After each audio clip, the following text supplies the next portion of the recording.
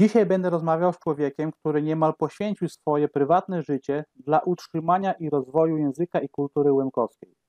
Człowiekiem, który pomimo wielu niesprzyjających sytuacji i wydarzeń społeczno-politycznych w kraju oraz w jego życiu osobistym, ale dzięki swojej charyzmie i niezłomności od grubo ponad 30, a może nawet 40 lat potrafił skupić przy sobie oddanych ludzi podzielających jego poglądy i cele. Przyczynił się na pewno do tego, że Łemkowie od dziesiątek lat mają możliwość integrować się i poznawać swoją historię.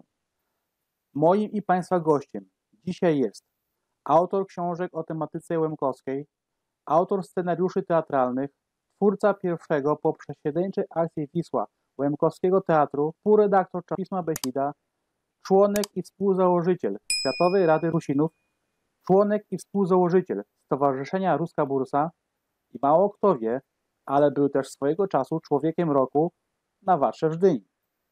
I oczywiście, i najważniejsze, jest współzałożycielem i wieloletnim prezesem Stowarzyszenia Łemków oraz organizatorem pierwszej łemkowskiej Watry na Obczyźnie. Mam zaszczyt gościć pana Andrzeja Kopczę. Daj Boże dobry dzień, panie prezesie. Daj Boże i wam. Panie prezesie, panie Andrzeju, pozwolicie, że pomimo iż obydwaj znamy troszeczkę w podstawowym zakresie nasz język ojczysty, język łemkowski, to dzisiaj porozmawiamy po polsku, aby pana historia dotarła do szerszego grona odbiorców. Co pan na to? Czy będzie to dla pana jakąś przeszkodą? Nie, myślę, że z uwagi na fakt, że mówimy o sprawach łemkowskich, które są troszkę znane, ale nie do końca przez społeczność tylko łemkowską.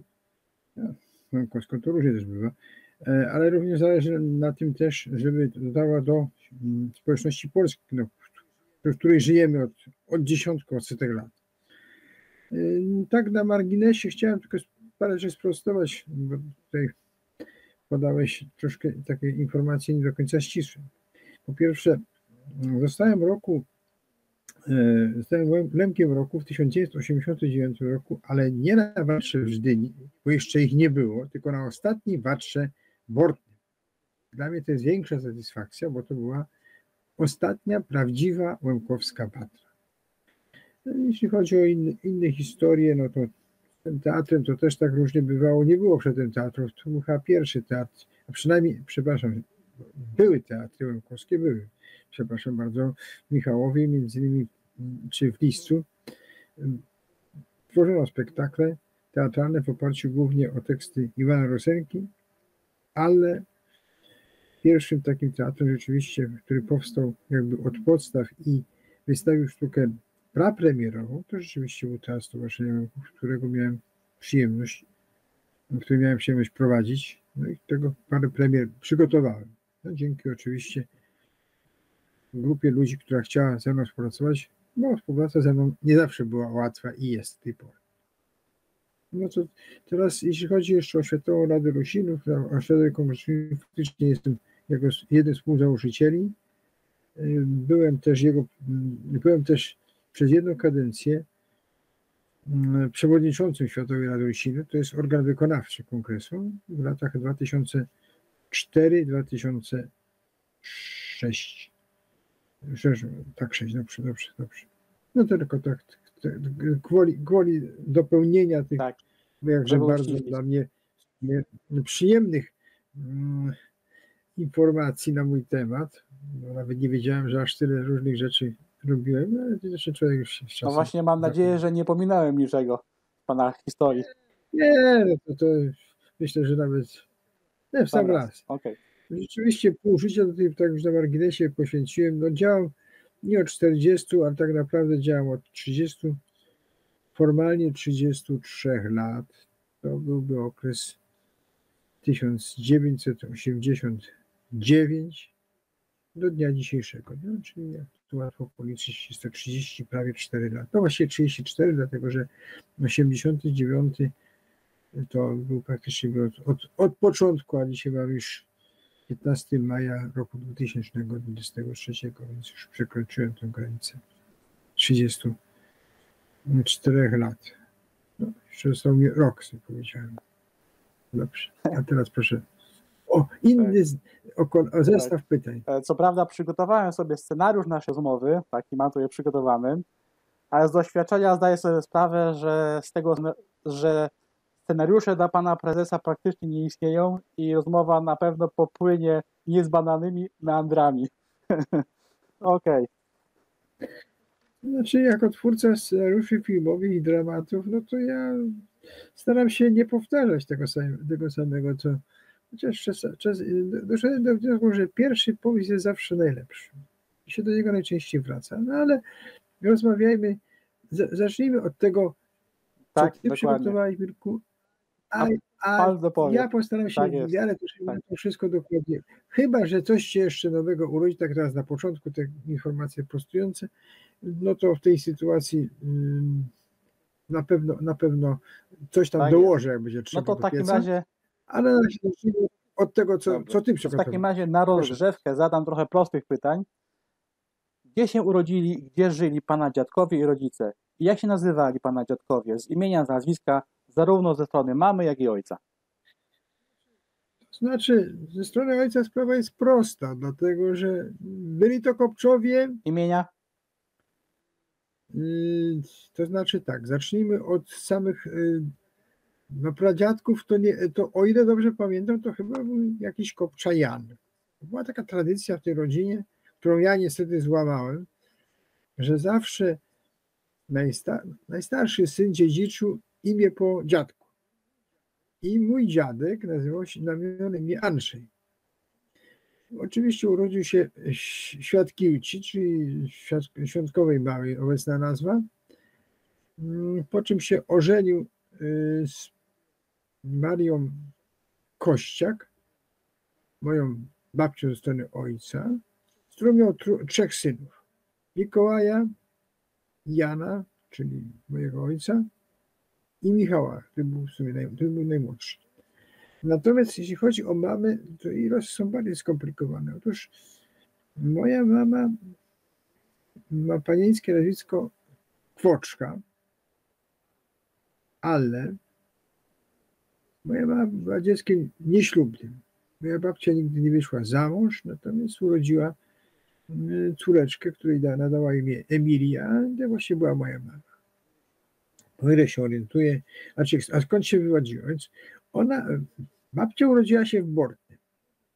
Nie można przyjąć, że rodowe gniazdo ze strony mojej mamy to jest Bortne, ponieważ ona prawdopodobnie została poczęta w Bortnym, ale ostatecznie urodziła się w Macynie, czyli w obecnej Mięcince Małej. To jest tam wapenne, niedaleko Bortnego, ale inny zupełnie już, inny jakby troszkę rejon.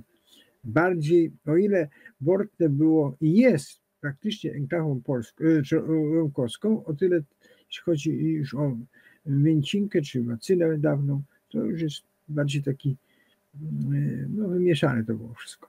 Jeszcze w tym czasie, znaczy w tamtym czasie, przepraszam, bo teraz to wiadomo jak sytuacja była. Jeśli chodzi o innych przodków, no to niestety ich nie znam, nie pamiętam. Podejrzewam, że ci Kopczowie tam cały czas byli w tej Świątkowej. Natomiast babcia, czyli mama ze strony mojego ojca, chyba mieszkała w Kotanie, jak dobrze pamiętam, ale nie jestem do końca. Okay. A pan, panie Andrzeju, gdzie? No. A ja sam urodziłem się gdzie? No oczywiście urodziłem się już na zachodzie, w miejscowości Chobienia, dawny powiat wołowski, bo Chobienia, to też taka informacja, tak, jakby proforma.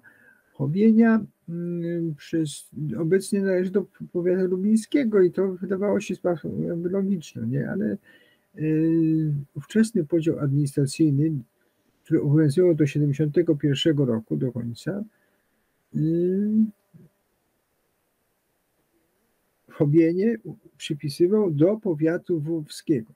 To było powtórzenie, zadałem trud sprawdzenia, jak to było możliwe, bo przecież Chobienia jest po tej stronie Odry, co Lubin, co Rudna, która już była cały czas w obrębie tego miejscowości, znaczy powiatu lubińskiego, tyle Chobienia była jak 10 kilometrów dalej na wschód była włoska.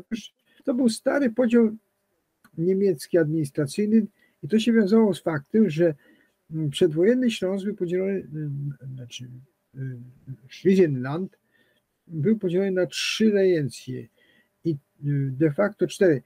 I Chobienia należała do rejencji wrocławskiej, no jakby było logiczne, a tam między Chobienią a Rudną w miejscowości bodajże Kępów przebiegała linia graniczna rejencji legnickiej.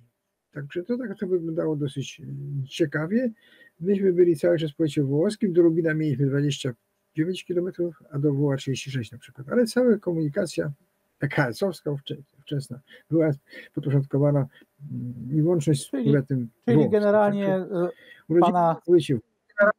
I nie zmieniając miejsca zamieszkania, w pewnym momencie zostałem obywatelem, mieszkańcem powiatu lubińskiego. I tak jak to w tej chwili to wygląda. Tylko że ja już nie mieszkam w lubińskim powiecie. Tak. Czyli generalnie pana przodkowie urodzili się na Łemkowynie, a pan na zachodzie Polski. Tak jest. Tak. To znaczy to wyglądało jeszcze tak dla wyjaśnienia. Mój ojciec, o ile moja mama i moja babcia były ofiarą przesiedlenia, o tyle mój ojciec nie. Dlatego, że mój ojciec, to jest też taka ciekawostka historyczna, rodzice mojego ojca, czyli moi dziadkowie, wyjechali w 1945 roku, powiedzmy sobie, że dobrowolnie, mam na to dowody, że dobrowolnie wyjechali, na Ukrainę. Wyjechali wszyscy oprócz najmłodszego syna, czyli mojego ojca, który w tym czasie był jeszcze w szeregach Armii Czerwonej. Nie był żadnym dobrowolcem, tylko był normalnie wcielony po prostu jako Lemko Rusin do Armii Czerwonej. I z tą Armią Czerwoną przewędrował aż pod Pragę. Tak, bojowy miał dosyć krótki, bo on od marca chyba został wcielony 1945 roku i latem 1945 roku wrócił. To znaczy, to dosyć ciekawa sprawa, że to wojsko szło przez Czechosłowację i Morawy, i dotarło aż do Kołomyi, czyli już ówczesnej Ukrainy, dawniej terenu Polski. I tam im powiedziano, że oni są obywatelami Rzeczpospolitej i mogą wracać do swojego kraju. Ale może się zdarzyć, że nie będą mieli do kogo wracać, że jest teraz proces przesiedleńczy, to powiedzieli normalnie, pewnie politycznie, w tym jakiś tam kompanijny, w szeregach Armii Czerwonej. No i mój ojciec, ale a tych dobrowolców i nie tylko dobrowolców było dosyć sporo. Powiedzmy pan Adam Barna, żyjący jeszcze, którego pozdrawiam.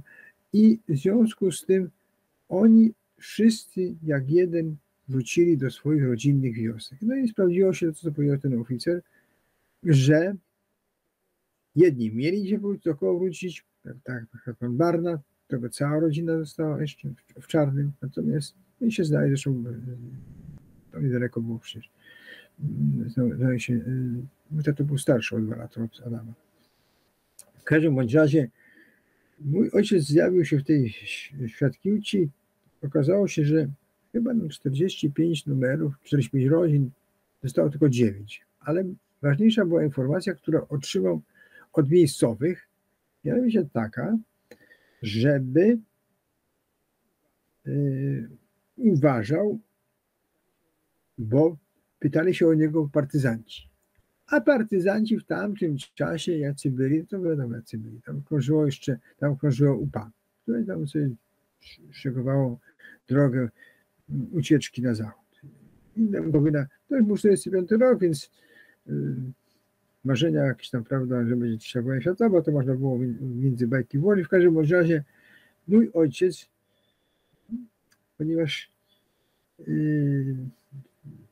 nie miał nikogo, w związku z tym postanowił dołączyć do swojej rodziny gdzieś na Ukrainie. Nie wiedział nawet, gdzie oni są, bo oczywiście. W związku z tym udał się do miejscowego wojenkomando, tam się przedstawił oficerowi, który tam był akurat, że jest zdemobilizowanym żołnierzem Armii Czerwonej, a jego rodzina wyjechała na Ukrainę. Wtedy się stało coś dziwnego. Otóż ów oficer najpierw dosłownie wygonił z tego pomieszczenia, gdzie się znajdowali, pisarza takiego wojskowego, po czym złapał ojca za marynarkę i mówi tak: co ty, durniu, chcesz robić?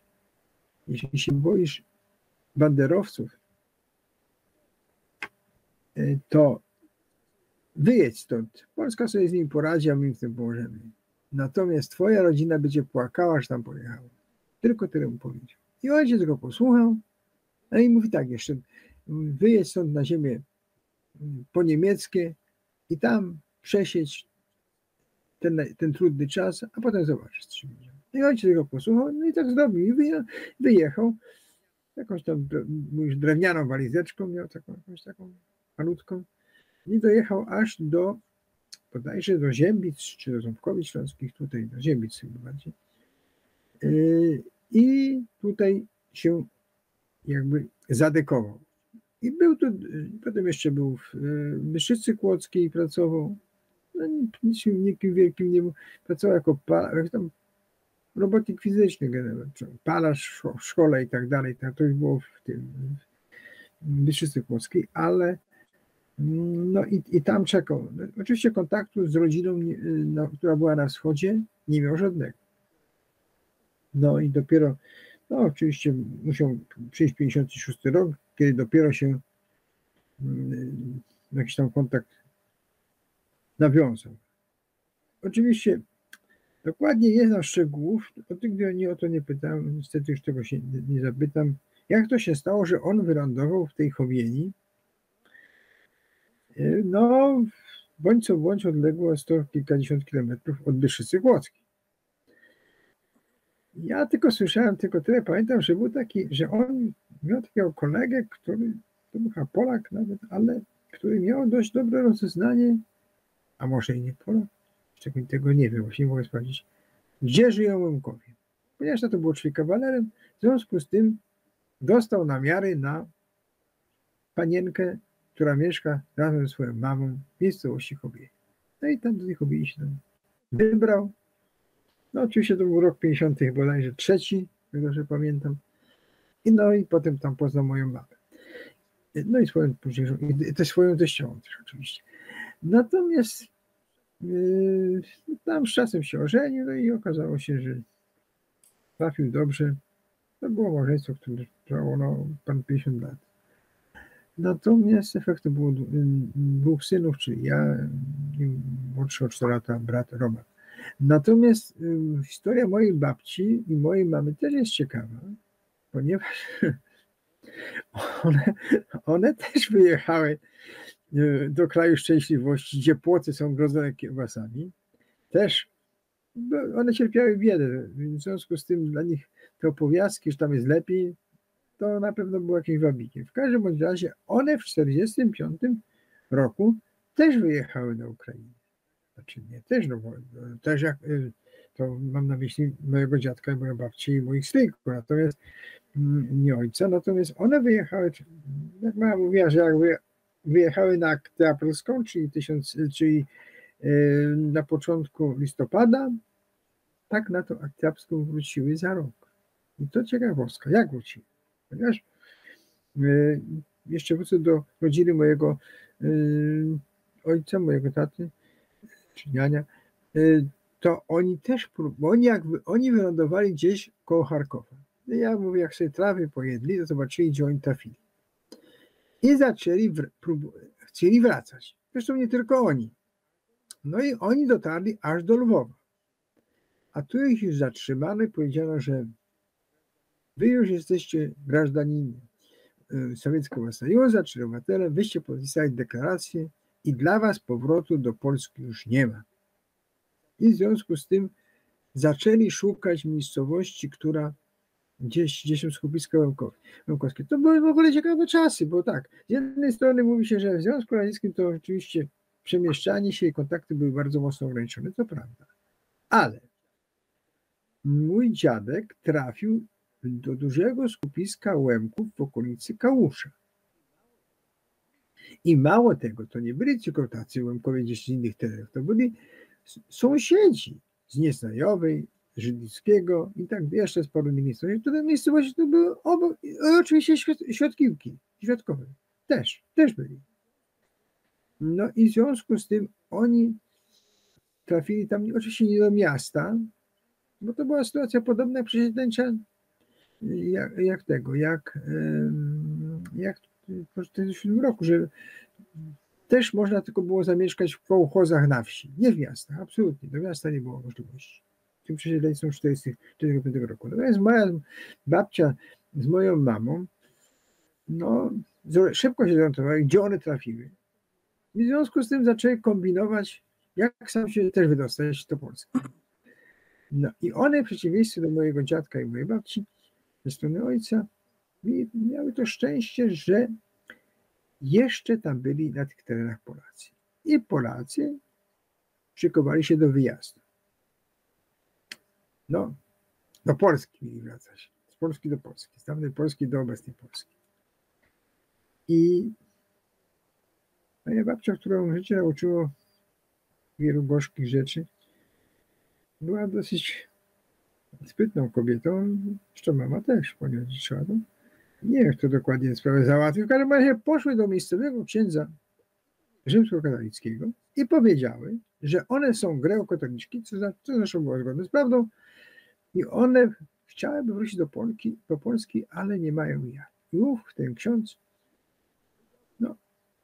wydobył tam ze swoich archiwów metrykę urodzenia i tę metrykę im przypisał i one wróciły jako tamtejsze.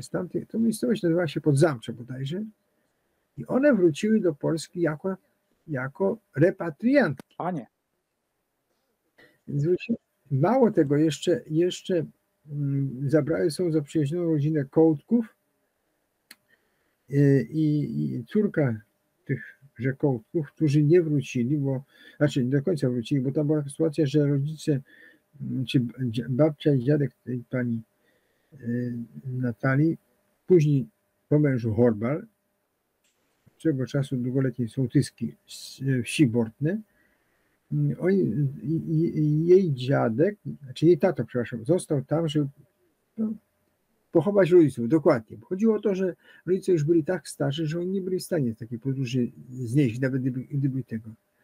No i niestety on ich pochował, ale on już do Polski nie wrócił. Natomiast jego żona i dzieci wróciły do Polski i zresztą Nadia Horba kiedyś mi na Watrze jeszcze w Bortnie powiedziała mi: Andrzej, jakby nie twoi babcia, to ja bym Donecka była, na Ukrainie. No także ciekawa sprawa. No i moja babcia i moja mama wróciły, mówi, że jak wysiadły, znaczy jak pociąg dojechał do Przemyśla, oczywiście stroną Włócznicy Towarowej, to mówi, szybko z tego wagonu z tego pociągu pouciekały, bo się bały, że mogą być jeszcze jakieś dodatkowe sprawdzanie. W związku z tym mówi, czym się tylko dało, to doszły prawie, że pieszo do tego, to była już zima, to był listopad, do Macyny. I w tej Macynie przebyły jeszcze przez pół roku, tam skąd wyjechały, nie?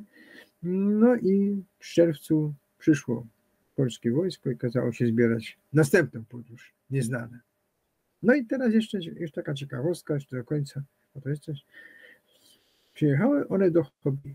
Przyjechały w towarzystwie poważnych gospodarzy, natomiast mama twierdzi, że miały krowę, no tato właściwie twierdzi, że miały tylko kozy. No, jak było naprawdę, to już nie będę z tego nie ustalę. W każdym bądź razie, no i teraz tak, przyjechał Barna, przyjechali Przysłupscy, przyjechał Czan, oni wszyscy byli z okolic Czarnego. No i tam jeszcze byli Polański był z synem takim, z dwójką dzieci, to już takie małe dzieci to były. No i w każdym bądź razie zaczęto dzielić te gospodarstwa. No więc gospodarze dostali w miarę jakieś tam jeszcze jako tako wyglądające chałupy, oczywiście z inwentarzem, no bo mieli konie, mieli krowy. Polańscy też dostali taki malutki domek chociaż tam już było, oni nie mieli niczego. Kołodziejczycy, Kołodziejczyki tak samo też byli z tego, oni byli też złaceni. W związku z tym, no i problem, ponieważ tam były dzieci też małe, w związku z tym nie pierwsze rozdzielono, znaczy małe, może nie tak małe, ale nastolatki. Bo Janek i to był właściwie wieku mojej mamy. Mama miała w tym czasie 20 lat. No babcia 6 rok, więc miała 41 lat. W każdym bądź razie, co się okazało? Okazało się, że dla dwóch tych samotnych kobiet zabrakło jakby domu. No i co z nimi zrobić? I wtedy do akcji wkroczył miejscowy komendant policji Leopold Rakowski. Z jego córką no to chodziłem potem już do szkoły podstawowej. I on powiedział temu, nie wiem, czy to był oficer, czy to jakiś tam, prawda, podoficer, który przywiózł tą grupę, że tutaj w Chobieni jeszcze są dwie Niemki, które nie wyjechały. No i może by tak coś tego, no tutaj, tam dwie, tu dwie. No i po prostu on wtedy, to mówi, dobra, to chodźmy, a to nie wychodzi, chodź, to jedziemy, to my co załatwimy, to będą z nami. No, nikt to pomoże. No i dosłownie Niemki dostały ponoć 2 godziny czasu, żeby się spakować. Nawet chyba nie. No co one mogły z sobą wziąć? Parę walizek jak miały. No, także i one zostawiły cały budynek nienaruszony. Znaczy w sensie takim, że z pełnym wyposażeniem. Była też tam stajnia taka, była taki drugi właściwie de facto dom. Tylko takim jakby w takim szeregowym zabudowie. No i w każdym bądź razie i te kobiety właśnie, które nie miały wiele w swoim życiu niczego, znaczy cierpiały biedę, bo cierpiały biedę okrutną, dostały nagle wszystko. No i głupia sprawa, kiedyś mi się zapytałem na początku, czy będę dochodził swoich jakichś tam roszczeń. Jeśli chodzi o stronę mamy, to na pewno nie. Natomiast jeśli chodzi o stronę dziadka, sytuacja jest analogiczna. Znaczy innego rodzaju. Mój dziadek był zwolennikiem wyjazdu na Ukrainę. I on dobrowolnie wyjechał. On się zrzekł wszystkiego, a miał czego się rzec. On był leśniczym, więc sołtysem, więc to nie była osoba taka sobie, powiedzmy sobie, którą gdzieś tam tylko jedziemy i koniec, albo wynocha i tak dalej. Więc on miał wszystko. Jak rozmawiałem potem z babcią na Ukrainie, która no, przeżyła 93 lata chyba, to ona mi mówi, czy nie żałujecie tego wyjazdu. Znaczy, pewnie, że żałujemy. Ty no, ja tam byłam kimś, byłam gazdynią, a tu byłam dziadówką. Poszli do kołchozu i koniec. I dyskusja się skończyła. No i tak jak w naszym to i tak to szczęście mieli, że udało im się przesunąć na zachód. Część była przed nami. No, gdyby wylądowali na wschodzie, no to byłoby, wiadomo, teraz nie zaczekali jest. No, Ukrainy. No więc w każdym razie takie są rodzinne, znaczy dzieje mojej rodziny. No i wszystko razem. Tak. Jak widać, ale rozgadałem się i dygresja na sedno pytania, czyli w którym roku się pan urodził i gdzie? Można wydedukować, ale... Urodziłem się w 1954 roku, 10 września. Żałuję, że nie 9, ponieważ mój brat się urodził 5/5, nieżyjąca niestety żona 8. I w Chobieni, tak? Fajnie to wygląda. Teraz wiem, że Andrzej Trochanowski się urodził 2. Kolega mam, który jest 6 i chyba i tak sobie korci, żeby w końcu uzbierać sobie tę grupkę, którzy się urodzili w imieniny miesiące. No w każdym razie urodziłem się w Chobieni, no i jako najstarszy syn Emilii i Panie Andrzeju, a proszę nam powiedzieć, jakie ukończył pan szkoły? Czym się pan zawodowo zajmował? To znaczy z czego pan żył? No, oczywiście. Pierwsza rzecz to szkoła podstawowa imienia bohaterów Westerplatte w Chobieni, w której uczęszczałem w latach 1961-69, którą ukończyłem po 8 latach, czyli to już była 8-klasowa, a następnie wylądowałem w liceum ogólnokształcącym imienia Adama Mickiewicza w Górze Śląskiej. Dlaczego w Górze? Dlatego że w Górze, znaczy to jest tak, jakby naturalną szkołą dla powiatu włoskiego, liceum, to było liceum w Połowie. Było też oczywiście technikum rolnicze, też w Wołowie. To były takie szkoły. Do Lubin odpadał, bo z Lubinem kobiety nie miały żadnego kontaktu, jeśli chodzi o dojazdy, autobusy i tak dalej, do 71, do końca 71 roku. Moja żona chodziła, była z Rudny, więc chodziła do liceum ogólnokształcącego w Lubinie. Ale Rudna była cały czas w powiecie lubińskim, w związku z tym było naturalne, że ona tam chodziła. Natomiast do Góry Śląskiej z Kobieni było z kolei najbliżej, to było tylko 22 km. Połączenie było niezłe, bo Kobienie miała dwa takie przystanki, jeden w centrum, a drugi za Odrą. Zresztą kiedyś tam ten pociąg jeździł. To była tak zwana Kobienia Prom. Tylko był właśnie problem pod tytułem Odra. Można było nawet do tej dojeżdżać, bo przeprawa trwała niewiele czasu przez Odrę, ale tylko latem, tylko wiosną. Jesienią wczesną. Potem przychodziła zima, to po prostu przewózka była bardzo ograniczona, dlatego że Odrą płynęła Kra i to było naprawdę dużym wyzwaniem dla miejscowych przewoźników. Aczkolwiek wiem, że w czasach, kiedy pocztę przywoził pociąg, to trzeba było między tą Krą po tą pocztę do pociągu jechać, znaczy przepłynąć. No i to wtedy płynęło dwóch przewoźników i konwojem do Listonż. Często to był mój tato. No w każdym razie tak to wyglądało. Po skończeniu liceum, które zresztą bardzo mile wspominam, notabene za tydzień mam spotkanie z okazji 50-lecia matury. Pozdrawiam wszystkich moje koleżanki i kolegów. Być może przypadkowo tego słuchają.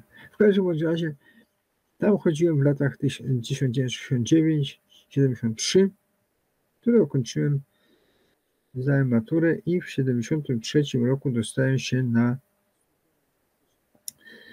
studia na Uniwersytecie ówczesnym imienia Bolesława Bieruta. Taka była jego oficjalna nazwa. Wrocławski, tak rzadko się używano wtedy, teraz się używa. Na kierunek taki bardzo, nazwijmy to w tym czasie elitarny, bo jedyny w Polsce i tak. Dla typowych humanistów, kulturoznawstwa.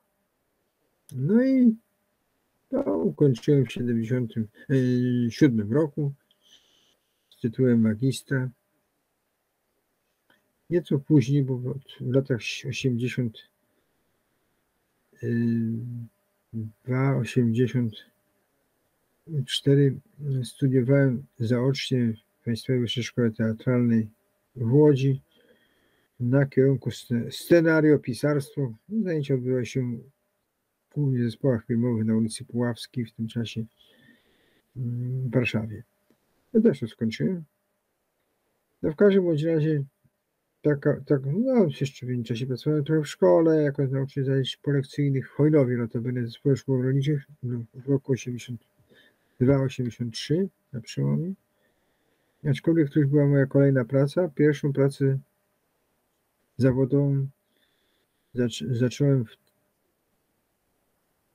12 października, to pamiętam bardzo dobrze, bo wtedy było święto Narodowego Wojska Polskiego, w Dzierżoniowie jako instruktor w Zakładowym Domu Kultury Zakładów Radiowych Diora. Była taka kiedyś słynna fabryka, która produkowała nie tylko radia.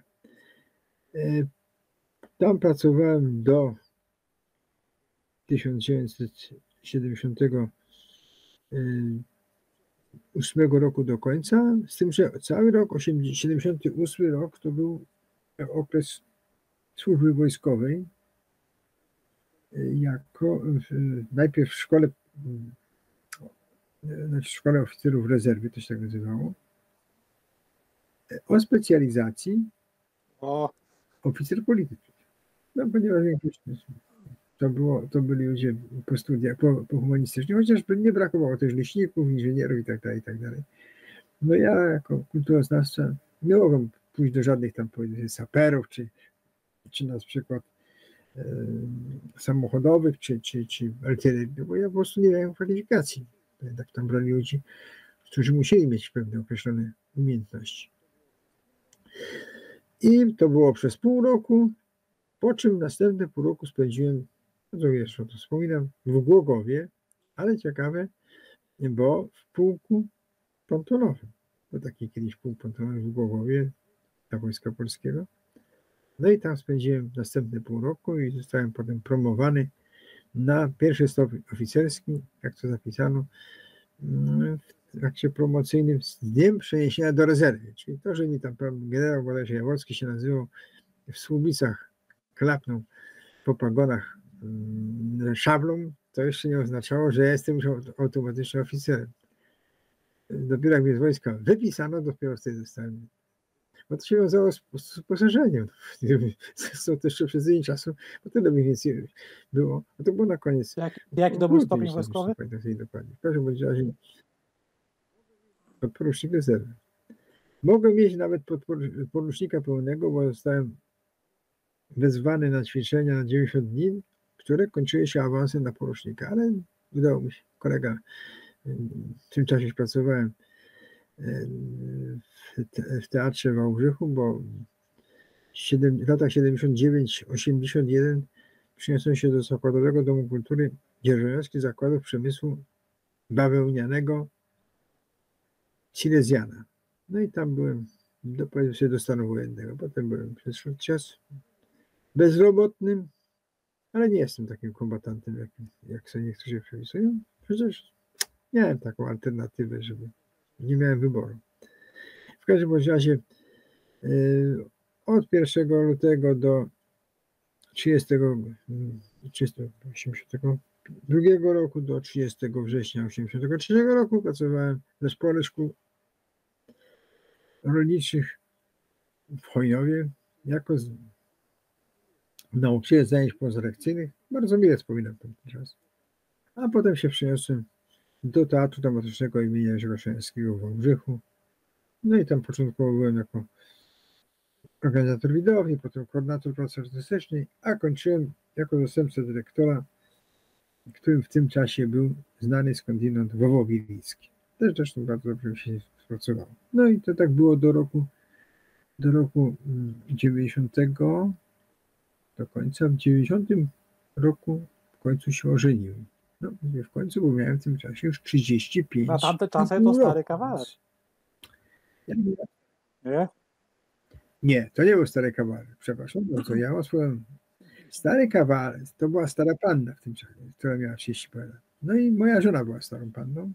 Miała 36,5 roku, jak wychodziła za mąż, czyli za mnie. Natomiast stary kawaler dla mnie to jest facet po 40. O tak. No. To jest taka. Brykowego pan nie płaci. Takie mam swoje. Nie, już wtedy brykowego się nie płaciło. Wiem, że po 28 roku trzeba było płacić, ale to Gierek zniósł brykowy, na szczęście. Jeszcze nie wiadomo, czy nie będzie przywrócone, ale na szczęście mi to już nie grozi. No chyba, że uznają, że jeszcze wdowcy powinni się jeszcze rządzić. No i tak, był pan tym zastępcą dyrektora, tak? W teatrze. Tak? Tak. I to był rok, no i byłem tam przez rok czasu. No i potem mówię, wylądowałem we Wrocławiu. Żona była z Rudnej, z sąsiedniej wioski, z którą Chobienia zawsze miała na pieńku, i odwrotnie. No i tutaj wylądowałem, myślałem, że wyląduję w teatrze, ale na początku musiałem się zaczepić i wylądowałem w szkole teatralnej. No i w tejże szkole teatralnej, tak, tam na kierowniczym stanowisku pracowałem do emerytury, czyli do 2019 roku, z tym, że jeszcze rok pracowałem dłużej już jako emeryt. To z kolei się odbiło na tym, że musiałem odprowadzić potem do Urzędu Skarbowego nadmierną ilość zarobionych pieniędzy. Czyli już od 3 lat pan wypoczywa. Tak. No tak. No było wszystko fajnie jestem na emeryturze de facto teraz będzie 3. rok. Wszedłem na emeryturę 31 sierpnia, znaczy przestałem pracować, może tak, na emeryturę przyszedłem wcześniej, rok wcześniej, ale przestałem pracować w 2020 roku, 31 sierpnia. Prawo do emerytury narobiłem rok wcześniej, od 10, de facto 11 września 2019 roku. No i wszystko było fajnie. Oczywiście ta emerytura była taka sympatyczna, no do końca sierpnia 2020 roku, kiedy w moim zdrowiu nastąpiło pogorszenie mojego zdrowia. Nigdy na nic nie narzekałem, aż nagle okazało się, że dostałem udaru, no ale dzięki rehabilitacji mogę sobie tutaj przy okazji takiej pani Ani dziękuję, fizjoterapeutce, która się mną opiekowała w szpitalu, w wojewódzkim szpitalu zespołowym w Legnicy. No to wynikało z faktu, że tam akurat nie było miejsca, w Wrocławiu musiał trochę dłużej czekać. Na szczęście tam mój kolega i przyjaciel Stefan Kosowski pracuje i zapytał ordynatora, który prowadzi ten oddział, czy znalazło się miejsce dla kogoś spoza terenu byłego województwa legnickiego. No i na szczęście się znalazło i tam spędziłem 100 dni, jak Napoleon Tak jest. na Elbie. No i teraz się poruszam, tak się poruszam. Kiedyś było lepiej, ale jestem samodzielny. Jeżdżę. Ale o ile ja pamiętam, to chyba nie był pana No, pierwszy tego typu udar, prawda? W przeszłości? Nie? Pierwszy, tak? Nie, pierwszy. Nie, ja miałem objawy gwałtownego skoku ciśnienia w 1999 roku. Ale Okay. Wszystko wróciło do normy i wróciło. No. Natomiast tutaj na razie funkcjonuje w miarę. Oczywiście pierwszą podróż po wyjściu do szpitala to odbyłem samochodem. Pojechałem na grób moich rodziców i mojej żony i do Legnicy już. Znaczy i w tych krótkich odległościach się poruszam samodzielnie, bez problemu, natomiast w zeszły wtorek odbyłem naprawdę daleką podróż, bo aż w okolicy Szłuchowa na Pomorzu. Kawałek drogi samodzielnie, oczywiście pociągiem, no bo jak żeby inaczej, tylko tam z Szłuchowa do miejscowości. Ja się wtrącę, mało kto wie, ale nasz pan prezes nie ma samochodu, tak? Nie ma chyba nawet prawa jazdy, także wszędzie gdzie jeździ, to jedzie. Tak. Prawo jazdy, pan prezes samochód ma, natomiast, znaczy inaczej, prawo jazdy ma, tak, nie ma samochodu, pociągiem albo autobusem. Okay. Tak, jestem starej daty i w związku z tym już do końca życia na pewno nie będę prowadzić samodzielnie. Ale pamiętam, jak pan prezes mi kiedyś opowiadał, że dzięki temu, że jeździ pociągami, to zawsze mógł nadrobić różne sprawy i załatwiać pewne sprawy, które w samochodzie by nie był w stanie tego zrobić. Tak, no oczywiście można czytać, można pisać sobie, można prowadzić rozmowy telefoniczne. To wszystko w pociągu. Poza tym pociągi są w tej chwili bardzo komfortowe, zwłaszcza te dalekobieżne i kadeki tutaj na terenie Dolnego Śląska. Gorsze są te stare EN57, gdzie te lepiej niemiłosiernie, ale mówię, no taką podróż teraz odbyłem niedawno, to pojechałem na grób mojej przyjaciółki, której rocznica śmierci właśnie pierwsza przypadła 9 maja, także to było całkiem niedawno. No i muszę powiedzieć, że podróż niosłem dobrze, bez żadnych specjalnych komplikacji. Myślę, że pomału. No, staram się być w miarę aktywny, na ile moja ograniczona w sumie sprawność mi pozwala, bo w końcu... Okej. Panie Andrzeju, bo do tej pory, prawda, podczas prezentacji o tym wspomniałem, ale pan jakoś nie miał okazji o tym wspomnieć, ale tak. Był pan, jest pan w zasadzie prezesem Stowarzyszenia Łemków, czyli jakie cechy charakteru musi mieć człowiek, żeby pomimo przeciwności losu mógł niemal bez chwili przerwy skutecznie zarządzać jedną z największych organizacji mniejszościowych w Polsce. No tak. Jaki powinien? No, powinien po prostu wierzyć w to, co robi, że to ma sens. Bo jeśli nie, by tego nie... Ja oczywiście mógłbym teoretycznie to wszystko powiedzieć, rzucić, no takie to proste. Człowiek poświęcił 33 lata tej organizacji. I no chciałby, żeby ktoś to przejął, komu jeszcze mógł doradzić i pomóc, żeby ta linia, którą ja zaproponowałem, którą zaakceptowała pewna grupa ludzi, która do tej pory działa w szeregach stowarzyszenia, była kontynuowana. No to nie sztuka zostawić, zabrać zabawki i mnie tu nie ma. Koniec, kropka. Ja nie należę do tych ludzi. Ja jestem... Różnie można na mój temat mówić, ale że jestem baganiarzem, że to, że tamto, ale jeśli już coś robię, to robię tak, żeby do końca było w porządku. Przeciwieństwo losu, no już bywało tak, jak bywało. No przede wszystkim pierwsza rzecz to śmierć żony w 2004 roku. Ja wtedy miałem dwóch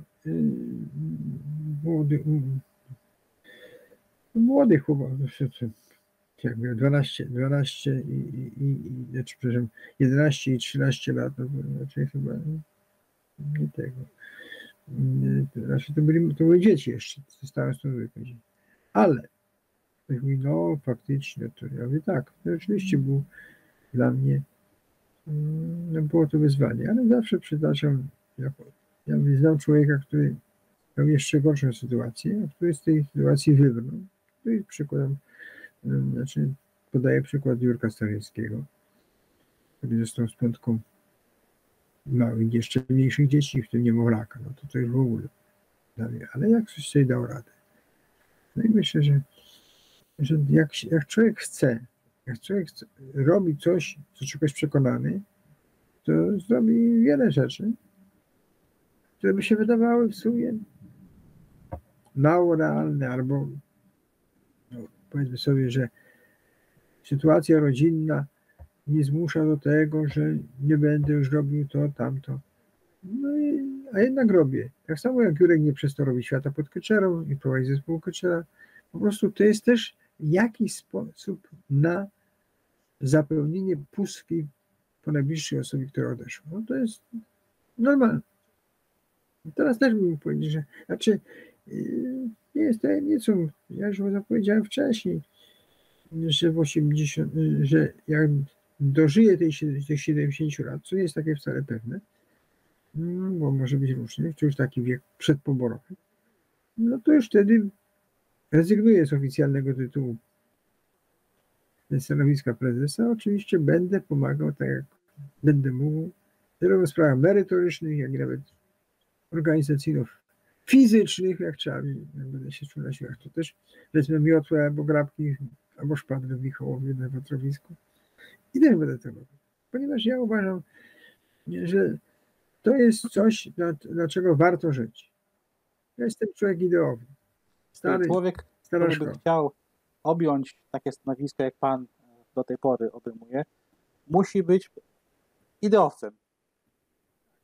Tak? Zawziętym ideowcem. Tak, trzeba być ideowcem, bez tego...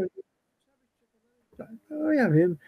Trzeba być przekonanym do tego, co się robi, że to ma sens. To jest najważniejsze. Mały przykład tutaj, wiem, że gościł u ciebie Piotr Prochanowski, jego brat Jarosław. To nie sztuka stworzyć coś, mając pieniądze, mając ludzi, taty, to, tamto, gdzie można powiedzieć, ci się nie podoba, to się zwalnia mnie. No to jak się powie, że to ktoś powie. Natomiast nigdy niczego nie zbudowano tylko w oparciu o środki materialne. Ponieważ środki materialne dają luksus i bezpieczeństwo lepszego działania, ale jeśli nie stoi za tym chęć i przeświadczenie o tym, że się robi coś właśnie, co chce się robić, bo dyskusyjnie zawsze jest to, czy to się będzie ludziom podobało, no ale ludzie są zmienni. Najczęściej ludzie mają do powiedzenia, ci ludzie, którzy niczego w życiu nie zrobili i niczego nigdy nie zrobią, ale będą to krytykować, bo to, bo tamto i tak dalej. Tak dalej. Także każda funkcja tego rodzaju społeczna wymaga społecznikowstwa. Czyli trzeba być społecznikiem od początku, z przekonania, a nie tylko z potrzeby chwili, z słowionego zapału. Nie, ja się nie z wami, nie chcecie, to się z wami nie bawię, zabieram zabawki i idę sobie. Mogę to zrobić wiele razy, ale tego nie zrobiłem i nie zrobię, ponieważ uważam, że byłoby to uwłaczające dla mnie. A ja Tak jest. trochę też to robię. Jest pan w końcu ojcem tego stowarzyszenia, prawda? Także jestem współzałożycielem. Ja mówię, że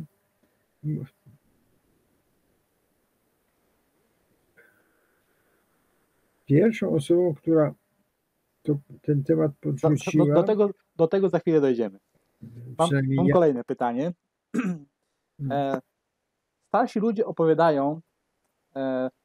opowiadają mi, że pan Andrzej, jak zaczynał swoją przygodę z organizowaniem życia kulturalnego dla Łemków, ponoć nie znał kompletnie języka łemkowskiego. Czy w tej plotce jest odrobina prawdy? To nieprawda. To nieprawda. Ja w domu się rozmawiało po łemkowsku. I to nie byli ludzie, którzy na przykład gdzieś tam słyszeli. To byli ludzie, którzy język znali od dzieciństwa. To moja babcia urodzona w 1906 roku. Natomiast było sprawą dyskusyjną, może inaczej. Osoba na swój sposób inteligentna, za taką się mogę uważać, czasami się posiłkuje w celu doprecyzowania swojej wypowiedzi słowami z innego języka, których brakuje w języku łemkowskim.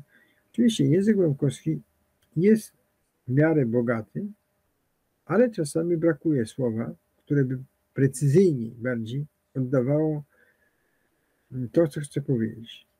I stąd właśnie czasami, a ponieważ mój zasób słownictwa, jeśli chodzi o język polski, jest na pewno większy niż łemkowski. Przestaje się oszukiwać, że są tacy, co znają lepiej po łemkowsku w tym wieku niż z tego pokolenia, niż po polsku, bo to jest bzdura. To moja babcia tak mogła powiedzieć. Zresztą nie tylko moja babcia. Bo różnicy mniej, mieli większy kontakt. Ale babcia i babcia każdego, czy prababcia, w zależności od tego, który ma teraz lat, to mogła znać lepiej język łemkowski, jak język polski. No. Natomiast jak człowiek skończy parę szkół, to siłą rzeczy, gdzie ja miałem tego języka używać na co dzień? Ja używałem go tylko wtedy, gdy byłem w domu. Zawsze. I do dzieci mówię swoich zawsze po łemkowsku i oni mówili po łemkowsku. Natomiast sprawą dyskusyjną jest to, czy nie umiałem, bo to jest nieprawda. Tutaj stanowczo zaprzeczam i dementuję tego rodzaju jakby informacje, bo są one nieprawdziwe. Co dla pana znaczy być Łemkiem? I czy według pana bycie Łemkiem jest tożsame z byciem Rusinem?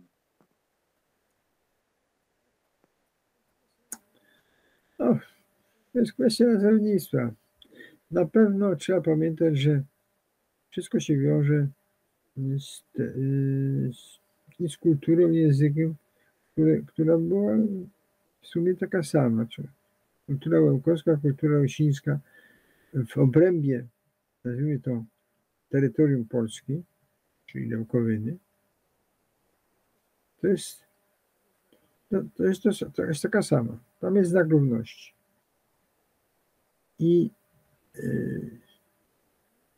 A kultura rusińska jest bardzo bogata, no i tak samo w innych krajach, na przykład na Słowacji, czy nawet na Ukrainie, na Podkarpaciu, a już zupełnie inaczej enklawa rusińska na terenie Serbii i Wojwodiny, no to różni się i słownictwem i też ma naleciałości z danego kraju. Językowe przede wszystkim. I od tego się nie ucieknie. Nie jesteśmy w jednym państwie, zresztą każde państwo ma tak samo swoje jakby odmiany językowe, w Polsce również. To, że mamy język literacki, jeden taki, tak. My mamy też język, swój sposób literacki, tylko ten język ma cholernie ciężkie zadanie, jakby się ujednolicić, ponieważ mówi się, że jeden przedmiot ma 5 nazw, w zależności od tego, z której miejscowości się wywodzi, który był używany. Przykład, klasyczny przykład typowy, to są ziemniaki. Polska nazwa ziemniaki. No i już się zaczyna. Ja powiem szczerze, że u mnie w domu mówiło się ziemniak. Idę po ziemniaka. Idę kopaty ziemniaka. Ziemniak, nie ziemniak. Oczywiście jest to nazwa wywodząca się z języka polskiego. Natomiast pierwszy raz słyszałem o komperach, będąc w Michałowie w 1988 roku. Myślę, co to znaczy kompery? A nie wiem, czy ktoś wie, skąd się ta nazwa wzięła. Ci, którzy tej nazwy używają. Wiadomo, że się wzięła od słowa, od państwa Peru.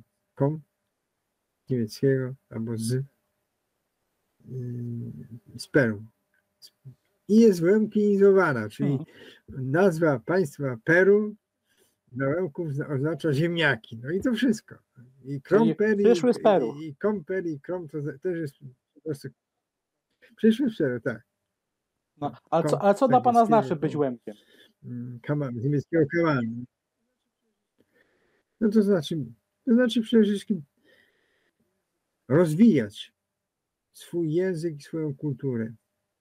Oczywiście podtrzymywać tradycję, bo tradycji nie można rozwijać, natomiast można je podtrzymać. Natomiast język w zasadzie no też można, ale też podtrzymywać, bo język to jest pewien konstans, bo przecież to wszystko, co się...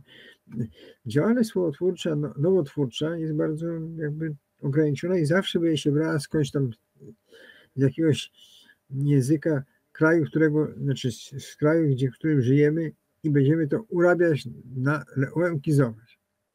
No. Swego czasu moja mama opowiadała taką zabawną historię, że jak Jacek Kuroń został ministrem, to jedna z jej znajomych myślała, że to nie jest po polsku, że Kuroń to jest jakaś nazwa właśnie rosyjska, łemkowska, czy nawet ukraińska.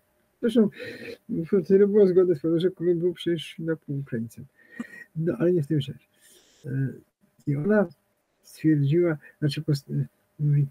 chciała powiedzieć po polsku. I powiedziała w ten sposób, nie Kuroń, tylko Kurzej, żeby było po polsku. No więc sytuacje są czasami śmieszne i absurdalne, że staramy się przerabiać, bo to jest po naszemu, a trzeba po polsku. Przyłękiem można być, jeżeli się nie należy, albo się nie jest członkiem cerkwi prawosławnej bądź cerkwi grekokatolickiej. Czy... Nie. Ja powiem wprost, ja nie należę do tak zwanych ortodoksów i wyznawców, religii, nazwijmy to, proreligijnych, opierających swoje działanie na tym, co głosi cerkiew i tak dalej, i tak dalej, i tak dalej. Ja byłem chrzczony w kościele katolickim. Przyjmowałem pierwszą komunię w kościele katolickim. Byłem ministrantem, bo nie było w Chowie nie było innego kościoła. I potem dopiero po latach rodzice, mimo że jedno było greko, drugie prawosławne, brali ślub w kościele katolickim, bo też innego nie było. Do cerkwi się jeździło rzadko, to raczej mama jeździła częściej. Na Welęgdę się jeździło rowerami w latach 60., pamiętam, do Studzionek, bo to było najbliżej. No. Ale dla mnie religia to jest indywidualna sprawa i ja bym ją to sam, znaczy nie jest to sama z narodowością. To jest zupełnie co innego. Tym bardziej te podziały religijne są, jak widać, też dwupłaszczyznowe. W związku z tym jestem za tym, żeby religia to jest sprawa indywidualna i prywatna. Też ja wiem, że tego nie, że niektórzy tak twierdzą, że tego nie można oddzielić, że tamto. Ale jeśli idzie do cerkwi, jednej czy drugiej, to tam rzadko kiedy się zdarza, żeby ksiądz celebrował mszę w języku łemkowskim. Albo to jest język ukraiński, jak w przypadku cerkwi grecko-katolickiej, albo starocerkiewny, jak w przypadku cerkwi prawosławnej. Natomiast nie ma woli ze strony hierarchów,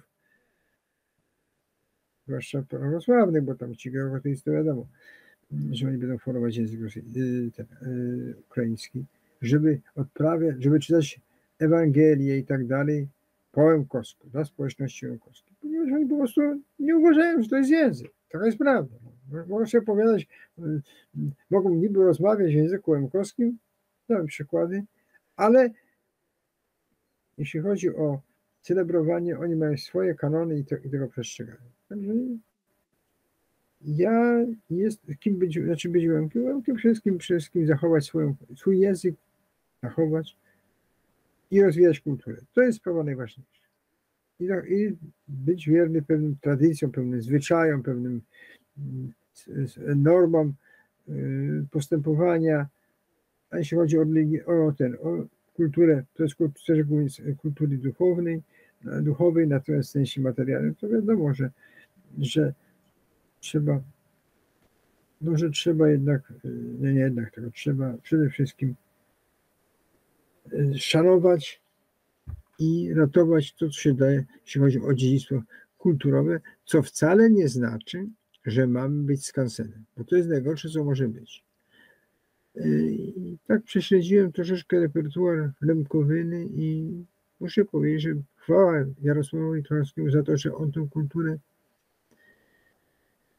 znaczy może inaczej, kultura to nie tylko jej zachowanie, ale przede wszystkim jej rozwój, bo jak długo można śpiewać tą piosenkę Ej koni kroczką, to jest miła dla ucha, ale przepraszam bardzo, to jest stara piosenka, natomiast nowych piosenek w zespole Lemkowyna było niewiele. I co o zgrożą w tej chwili w innych zespołach tego też nie ma. Wszystko się wiąże ze starymi przebojami, nazwijmy to w ten sposób, które oczywiście są, których wykonywanie jest potrzebne, ale myślę, że jeśli mamy ambicje być współczesnym narodem, to musimy tę kulturę rozwijać, musimy ją tworzyć, musimy rozwijać formy nie tylko, prawda, że wieś tańczy i śpiewa, ale jeśli nawet śpiewa, to coś nowego, a nie ciągle to samo. Mamy na Watrze, że pewne piosenki wykonywane przez zespoły stają się po prostu już nawet nudne, bo to są te same piosenki, to jest kwestia, jak zostały zaśpiewane. No to owszem, to można zrobić ten festiwal piosenki, jednej piosenki, a nie przeglądu dorobku kulturalnego. No bo jeśli każdy zespół ma w repertuarze najczęściej już osłuchane piosenki, a nie ma niczego nowego, znaczy to mnie najbardziej jakby martwi, że my się zasklepiliśmy w formach, które są już jakby nieco przebrzmiałe. To znaczy je należy absolutnie podtrzymywać, hołdować, natomiast spróbujmy tworzyć coś nowego. To jest tak samo jak, no powiem wprost, nie będę tutaj odkrywcą, ale też nieskromnym. Dobrze, przepraszam bardzo, ale tych na przykład ten teatr Stowarzyszenia Łemków, który ja miałem przyjemność prowadzić, oczywiście można powiedzieć, że ja miałem w tym jakby interes, że graliśmy głównie spektakle, sztuki premierowe, czyli te, które ja napisałem. Ale gdyby ktoś na mnie napisał coś nowego dla mnie, dlatego, to też bym to wystawił. Dobrze, że Piotr Buranka, czyli Kochanowski, też parę rzeczy popełnił, jak to się mówi, bo to już jest jakiś dorobek. Natomiast głównie repertuar tych teatrzyków, nazwijmy to w okresie lat 50., to był głównie Iwan Rosenko. No i te wszystkie, prawda, wertepy, które też notabene inscenizowałem wertep w Karpatach. I takie rzeczy. No ale to są wszystko już przeszłością. My musimy tworzyć nowe rzeczy. Zwłaszcza jeśli chodzi o, no, nazwijmy to, że teatr to jest bardziej złożona sprawa. Natomiast piosenki są bardziej przystępne. Czy nawet próbować tańce jakieś tworzyć nowe, a nie pobierać gdzieś tam z dawnych czasów. No. Jest faktem, że zespół ludowy powinien wykonywać tańce, które wiązały się z tym, że kiedyś tańczyły lud. Teraz też lud jest, przecież lud nie przepadł. Ale musimy coś nowego tworzyć, bo naprawdę będziemy skansenem. Udało mi się zrealizować 2 filmy, trzeci niestety nie. No i to jest zupełnie coś nowego. Nie wiem, czy kiedykolwiek ktokolwiek jeszcze coś takiego zrobił. To jest... Człowiek tworzy różne rzeczy, no, które zostają. Można dyskutować, czy one były lepsze, czy one były gorsze, czy złe, bardziej, czy lepsze, czy gorsze, ale jest widomy ślad. To jest najważniejsze. Można opowiadać sobie dyrdy małej, ale niczego więcej nie zrobić. To jest najgorsze, jak ludzie, bo tamto by tu by zrobili, bo tamto by zrobili. Spróbujcie, ja zaczynałem od zera. Nie miałem niczego. Byłem zupełnie nieznany środowisku. Kompletnie. Byłem człowiekiem pierwsze spotkanie, Panie Dzieju, chwileczkę. Które się odbyło no 8 grudnia. Z tego co wiem, pierwsze tak zwane ogniska w Michałowie organizowali panowie Choroszczak, panie Dubec, państwo Romaniak oraz wielu innych mieszkańców Michałowa. Jak to się stało, że małe lokalne ognisko, prawie że rodzinne dla kilku okolicznych wsi, stało się imprezą na międzynarodową skalę, na którą przybywają zarówno Łemkowie z całego świata, jak i przedstawiciele władz lokalnych, a nawet państwowych? Od czego to się wszystko zaczęło?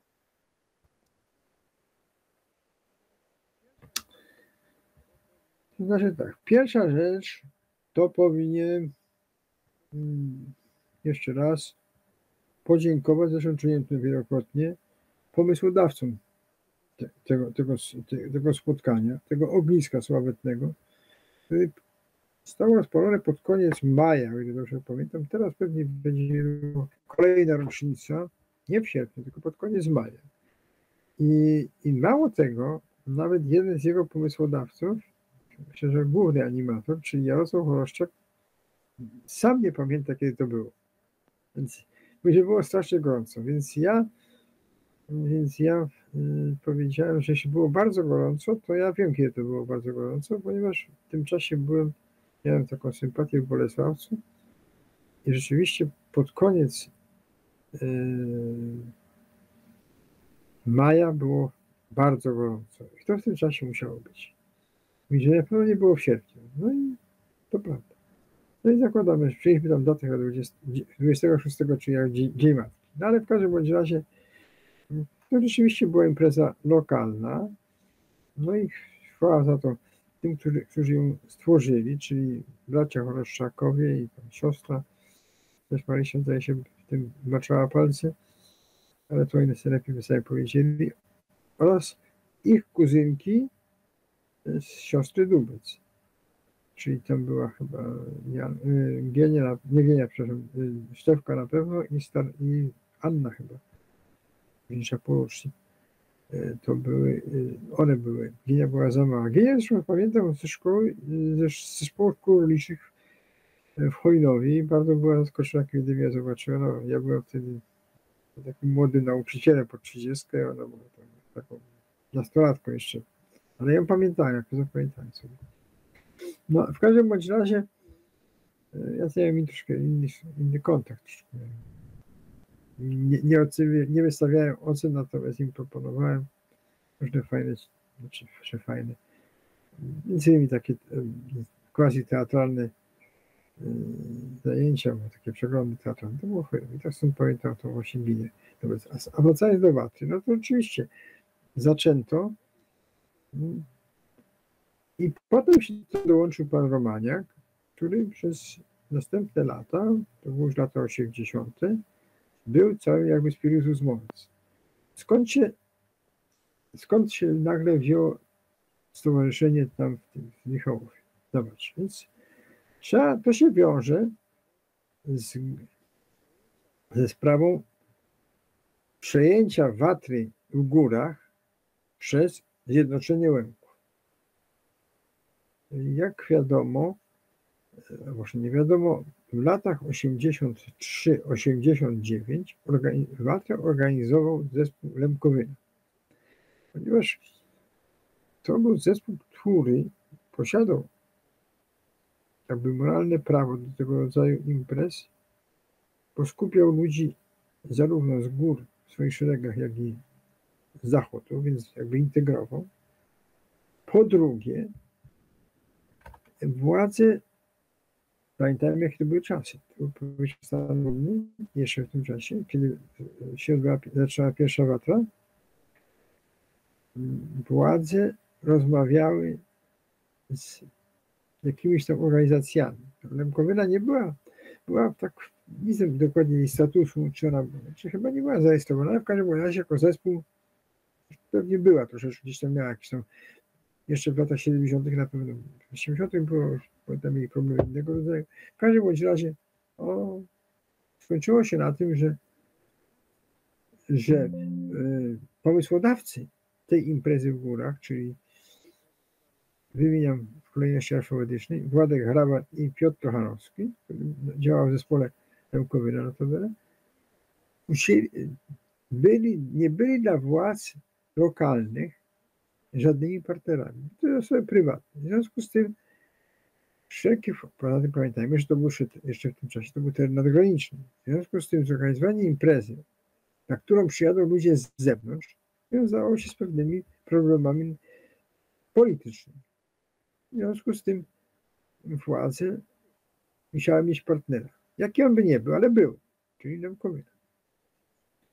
I tak się przyjęło, że Watrę następną zwołuje starosta Watry poprzedniej i w związku z tym to też było trochę ryzykowne. Dopóki był starostą Jarosław, to było wiadomo, że to będzie Łemkowska. No ale już wiadomo było, że po pierwszych udanych imprezach czynniki polityczne, nie polskie, tylko nazwijmy to ukraińskie, były to USKT, które kiedyś działało, chyba nie bardzo prężnie, ale na środowisku ukraińskim. Nagle może zostali wezwani na dywanik, może nie wiem, że co tu się dzieje, może towarzysze, robicie imprezę, która się wymyka spod zarządu TSK. W związku z tym była to jakaś taka, prawda, sól wokół. No ale czasy się też zmieniły, był rok 79. No i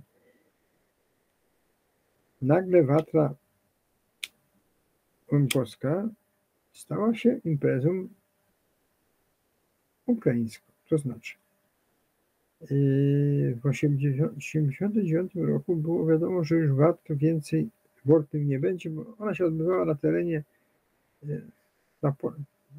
pola, który był własnością parafii prawosławnej w Bortnym, czy też w samego księdza, w takiej nie pamiętam jak to było. I w każdym razie było wiadomo, że już Bortnianie mieli tych Watry dosyć. No nie ukrywajmy, że to jednak jak parę tysięcy ludzi się zwali.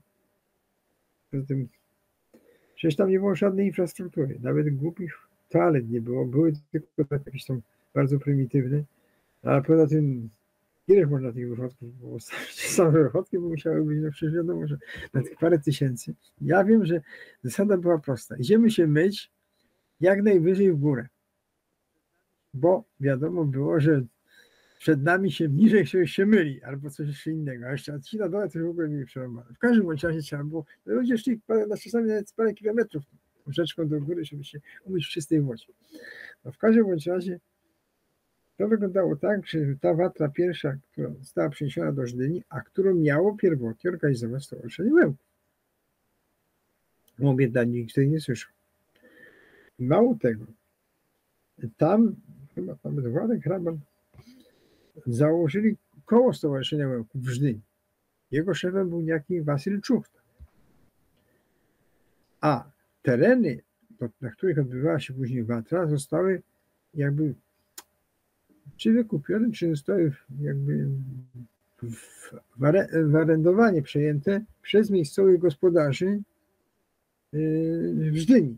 Było wiadomo, że jak się nie ma wsparcia danej wiosny, to się samemu z zewnątrz niczego nie zrobi. No chyba, że się przywiezie, ma się dużo pieniędzy, się wynajmie ludzi i się buduje, tak jak Owsiak robi na przykład. Nie? Owsiak nie potrzebuje w zasadzie żadnej pomocy, bo on jest na tyle samo wystarczalny, że podpisuje umowy i ma scenę, ma zaplecze i tak dalej, i tak dalej, i tak dalej. No ale on ma też pieniądze. No więc tam to kupiło, czy chyba kupiło nawet 3 gospodarzy miejscowych. Na pewno Wasyl Czuchta,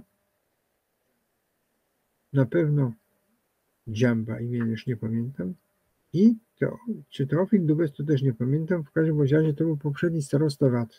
On to zwoływał te zebrania. W każdym bądź razie my się spotkali z mieszkańcami Żdyni w 30 bodajże 1 stycznia, albo 30, już nie pamiętam, to była niedziela, to znaczy kto tam był. Ze strony stowarzyszenia był ówczesny mój zastępca Piotr Trochanowski, sekretarz czy wiceprzewodniczący wtedy był Stefan Kosowski, był Jarosław Trochanowski, który nie należy do stowarzyszenia, Władek Hraban, który należy do stowarzyszenia, i myśmy pewne szczegóły już poczynili. Obejrzeliśmy ten plac, na którym się to będzie odbywało i tak dalej, ten teren właściwie. I wszystko było jasne. Jakieś tam, znaczy jasne. Nam się wydawało, że jest jasne. No i że będzie to robione właśnie siłami stowarzyszenia. Nawet były tam, że przyjedziemy dzień wcześniej, że to, że tamto, no wiadomo, że to trzeba przygotować. A potem się okazało, że ja myślę, że Żdynianie dopiero zostali w jakiś sposób zaochoceni przez ludzi, którzy potem stworzyli zjednoczenie. Nie będę tu mówił o pieniądzach, bo niczego nie tego. W każdym razie jakieś, jak to mawiało się w latach 60. u schyłku, taki minister, czy właściwie sekretarz PZPR, KC, Bolesław Jaszczuk się nazywał, środkami materialnego zainteresowania. Bodźce materialnego zainteresowania. W każdym razie dowiedzieliśmy się, że Watrę w Żdyni będzie organizowało zjednoczenie, które powstało dosłownie jakby na poczekaniu, bo chyba pod koniec grudnia 1989 roku, a zostało zarejestrowane w marcu, czyli już po naszym spotkaniu, czyli działało szybko i prężnie. No w każdym razie panowie oddali pieczątki, to będę pani Mirce Chomiak, pokój zarządu Wróżcia Gorlickiego, no i okazało się, że niestety stowarzyszenie tam już nie ma nic do szukania, ponieważ to już ono tej Watry nie będzie robić. No i właśnie na zebraniu zarządu zapadła decyzja, że skoro nie możemy tam, to może pójdziemy do Michała, tym bardziej, że mieliśmy zgodę tych, którzy tę Watrę stworzyli, czyli Jarosław Chroszcza, który był w tym czasie sekretarzem zarządu, jeden z współtwórców stowarzyszenia. W ogóle ci, którzy, Stefka była skarbnikiem, ja pamiętam, tego organizacji wszystkiego, że ci ludzie, prawda, którzy tę Watrę tworzyli, jakby działają teraz w strukturach stowarzyszenia, podobnie jak zjednoczenie. Więc w tej sytuacji postawimy na Michała. Faktem jest, że mogliśmy powiedzieć, że przyszliśmy na gotowe. Można tak powiedzieć, aczkolwiek Ja się już dałem troszeczkę poznać rok wcześniej, jeszcze wtedy prywatnie. Andrzej Kopcza, jeszcze nie było mowy o stowarzyszeniu, jeszcze nie było tego słynnego spotkania z Jarosławem Choroszczakiem, które zorganizował niedawno zmarły Dmytro Rosynko 8 grudnia, gdzie Jarosław tak jak to Jarosław ma w zwyczaju sugerował powstanie organizacji, jakie trzeba zrobić, coś nowego, a ja mnie interesowało powstanie teatru. Chciałem wystawić swoją sztukę. No i tak to wyglądało, to zebranie. No w każdym, ale to był taki był początek stowarzyszenia, że o tym mówię. A to, że się udało stworzyć teatr, to głównie dzięki Dmytrowi Rosynce, który dobrał mi ludzi. Natomiast stowarzyszenie samo, to stowarzyszenie, genezy, zamysł powstania stowarzyszenia wyglądał następująco. W czasie próby, bodajże trzeciej czy drugiej, podszedł do mnie Dmytro Rosynko i mówi: słuchaj, może byśmy jakąś organizację stworzyli. Ja mówię: nie ma sprawy. To trzeba mi listę, ja to już przygotowałem.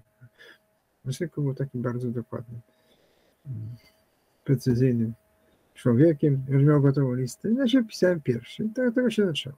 To była pierwsza lista.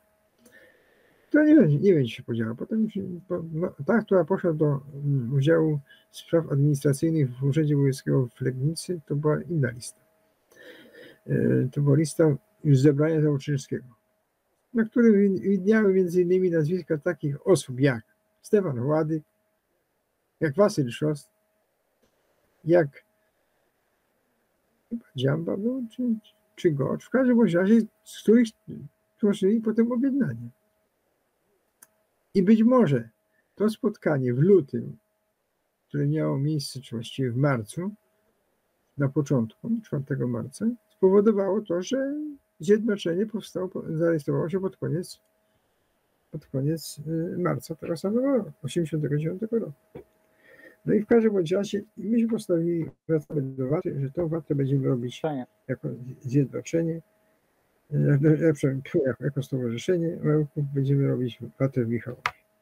No i ponieważ i pan Romaniak też był członkiem stowarzyszenia, był sekretarzem koła, jak dobrze pamiętam. W każdym razie, poza tym nie ukrywajmy jeszcze jednej rzeczy, że zorganizować Watrę to nie taka prosta sprawa. Że to nie, owszem, te Watry, które się bały, to były przecież w sumie imprezy, które gromadziły już coraz więcej ludzi, ale, ja nie pamiętam, bo był wtedy mały, ale tak naprawdę to były imprezy, które odbywały się w sobotni wieczór przy ognisku. Przygotowano, pan Michał przygotował program, a potem wszyscy się przenosili do stodoły i w tej stodole była zabawa i to było klucz całej tej imprezy. No ale ważne było, że taka impreza, że się ludzie schodzą i tak dalej, odbywa. Dla mnie to było trochę za mało, podobnie jak to, co działo się w Błotnie, że te formy tylko takie najbardziej proste, typowe, dla większości ludzi wystarczały. A młodzieży poskakać dla starszych, porozmawiać, coś wypić przy okazji. Wiadomo, najczęściej co było czuć na takiej imprezie przy tym ognisku. W każdym bądź razie ja tak to wtedy odebrałem, no i stąd właśnie zaczęliśmy kombinować. Pierwsza watra, którą organizowało stowarzyszenie, zaczynała się miała się o 10 rano, tylko tyle, że padał deszcz i musiała się opóźnić o prawie 2 godziny, ale po raz pierwszy wystąpiła Remkowyna. Także to już było coś więcej. Remkowyna, która już wiadomo była wtedy po sukcesach w Stanach Zjednoczonych i Kanadzie, do Michałowa Remkowyna przyjechała, to już było coś. No w tej porze to było z siłami miejscowymi, jakby mieszkańców. No i potem i tak to wyglądało. Z czasem stała się to impreza 2-dniowa, no i o coraz większym zasięgu. I to odbywała się, gdzie teraz jest parking przy cerkwi, wejście było przy cerkwi, tak jak teraz jest na parking. I ja pamiętam, ten był ogrodzony, że tam tych parę tysięcy ludzi się gromadziło. Ja pamiętam, że w niedzielę rano nie można było znaleźć kępka trawy. To był sam piach. Wszystko było tak strasznie zdeptane. Jeszcze poza tym tańczono też, przecież podłogi nie było jako takiej do tańczenia. Tańczyło się na bosaka, znaczy przed sceną i tak dalej, i tak dalej. No ale tutaj pan Romaniak dołożył wszelkich starań, za to mu chwała, żeśmy to zaczęli tę scenę rozbudowywać. I płotek powstał, żeby tam się, prawda, ludzie do sceny nie pchali za bardzo, bo to też jest niebezpieczne. No w każdym razie ta Watra z takiej małej imprezy rzeczywiście stała się coraz większa. No a potem zaczęła się już budowa w nie najgorszym miejscu, bo nie tam miała stanąć scena, no ale to była kwestia sąsiada, żyjącego już wołowacza, który twierdzi, że mu się kuli marnują. Nie muzykalne były. Tak to wyglądało. Chociaż wszelkie głośniki były skierowane w kierunku cerkwi, no, albo w tamtą stronę, w drugą stronę. Także nie wiem, jak to było słychać, coś to może było słychać, ale nie rozumiem, gdyby były kierowane prosto na kurnik, to tak, ale to nie było takiej potrzeby, bo do kurnika tam jeszcze było kawałeczek. Tam było chyba 200 metrów do kurnika, ale możliwe, że kury były antymuzykalne i wrażliwe na muzykę. No i tak to się zrobiła ta się impreza, którą rzeczywiście przyjeżdżali posłowie i tak dalej. No i różnie. Najwyższy rangą do tej pory na tej Watrze był wiceminister żyjący już Michał Jagiełło. Swego czasu miał być też minister Schetyna, takie się mówiło. Ponoć pani obecna marszałek Sejmu Witek też była zainteresowana przyjazdem, a ostatecznie nie dotarło ani ona. No, wojewodowie i legniccy, i wrocławscy bywali. Członkowie zarządu województwa, wicemarszałkowie, marszałkowie województwa do tej pory nie dotarli. Chociaż pan Przybylski akurat nie ma po drodze, bo mieszkał w Bolesławcu. No, ale daję honorowi za to patronat. Jak panu się udało, że władze polskie składają kwiaty pod pomnikiem pamięci akcji Wisła? No w ogóle zacznijmy od tego, jak to się stało, że minister Jagiełło wylądował. Otóż ministra Jagiełło, żeśmy spotkali na imprezie od Ursul do Jana w Zędanowej. Ja byłem z Jarosławem Choroszczakiem, no i zaczęliśmy tak rozmawiać. No i w pewnym momencie stanęło na tym, że pan minister odwiedza tu, tam, a jakoś do Michała nie może dojechać. Było wiadomo, że łatwo. I jak ja mówię, pyta się, jakie to jest. Ja na początku sierpnia. No to ja będę w Oświęcimiu, bo tam jest jakieś spotkanie mniejszości romskiej. To może tam do nas spadł. No i jakiś czas telefon dostaje, że przyjedzie. Panika się zrobiła straszna w ówczesnym województwie, no bo wiceminister co prawda, ale wiceminister będzie w województwie, no więc wszyscy, i wojewoda się zjawił i tak dalej, i tak dalej, i tak dalej. No i wtedy po raz pierwszy dostaliśmy pieniądze.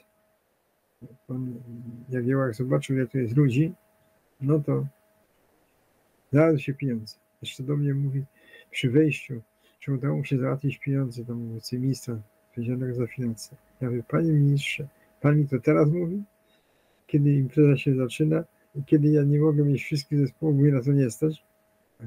Dostaliśmy, pamiętam, 50 milionów, to jeszcze na stare pieniądze. Natomiast w Katanie była taka sytuacja dosyć dziwna. To był mój pomysł. Zaczęło się od tego kamienia, kamień. Jak pamiętamy, nie pamiętamy, to dla przypomnienia powiem, że w 1997 roku 50. rocznicę akcji Wisła na terenie, na którym się odbywa Watra, postawiono kamień, a na nim zamieszczono tablicę i widno w treści 10. rocznica akcji Wisła. I to wywołało różnego rodzaju reperkusje polityczne, nazwijmy to w ten sposób. Jaki i tego. jest faktem, że myśmy tego nigdzie nie zgłaszali. Ale problem polegał na czym? Znaczy, myśmy mieli zgodę ówczesnego wiceburmistrza Franciszka Bereżeńskiego, ale to wyszło daleko poza Michałów i Legnicę, czy właściwie Chocianów i Legnicę, aż doszło do Warszawy. Ja się dowiedziałem parę lat temu, wcześniej, że ówczesny wojewoda legnicki, Stanisław Maraszek, o ile dobrze pamiętam, ponieważ to w tym czasie władzy było SLD, bardzo usilnie zapraszał na tę imprezę ówczesnego prezydenta Aleksandra Kwaśniewskiego. Jak to się rozeszło w momencie, kiedy być może Kwaśniewski by przyjechał w końcu, ale jak to się rozeszło, że tam kombatanckie organizacje zaczęły protestować, bo dlaczego tam nie ma napisane na tablicy takie, no to nie było z kim rozmawiać. Jak się to okazało, jeden z tych członków z Bowidu, czy tam czegokolwiek innego w tym czasie, brał udział w wysiedlaniu, no to co, o czym ich rozmawiać? Że za zbrodnie popełnione na Wołyniu. Mówię, pani, gdzie Wołyń, gdzie Żywa, gdzie Krym? Co pan tu pieprzysz głupoty, proszę pana? No, my się spotkali z tymi protestującymi w Legnicy. Byli panowie w moim wieku, w tym czasie może nawet starsi. No w każdym bądź razie ta impreza, znaczy dostaliśmy jeszcze polecenie, znaczy od ówczesnego, każdy się ratował jak mógł, burmistrza pana Kowalskiego, zmierzające do zdemontowania tej tablicy. Cały dowcip polegał na tym, że zarówno kamień, jak i na nim zamontowana tablica znajdowały się na terenie parafialnym, należącym do parafii. A zgodnie z ustawą o kościołach i tak dalej, tablice na terenie miejsc kultu religijnego lub do jego przylegającego nie podlegały, nie wymagały zgody na ich powieszenie. To znaczy, innymi słowy, odpowiedzialność za to ponosił ksiądz, któremu myśmy nieświadomie poczuli jajo, bo dla nas to nie miało żadnego znaczenia, że to jest parafialne, bo tam się odbywała watra. Zresztą wtedy się jeszcze nie odbywała watra. Watra się odbywała na terenie obecnego parkingu, który jak wiadomo częściowo należy do cerkwi prawosławnej w Michałowie. Własnością stowarzyszenia jest pas przy lesie 50-metrowy. To jest własnością. To jest ten teren okalający, bo tak wczesny ksiądz Mali sobie tam kombinował, żeby osłonić od watrowiska,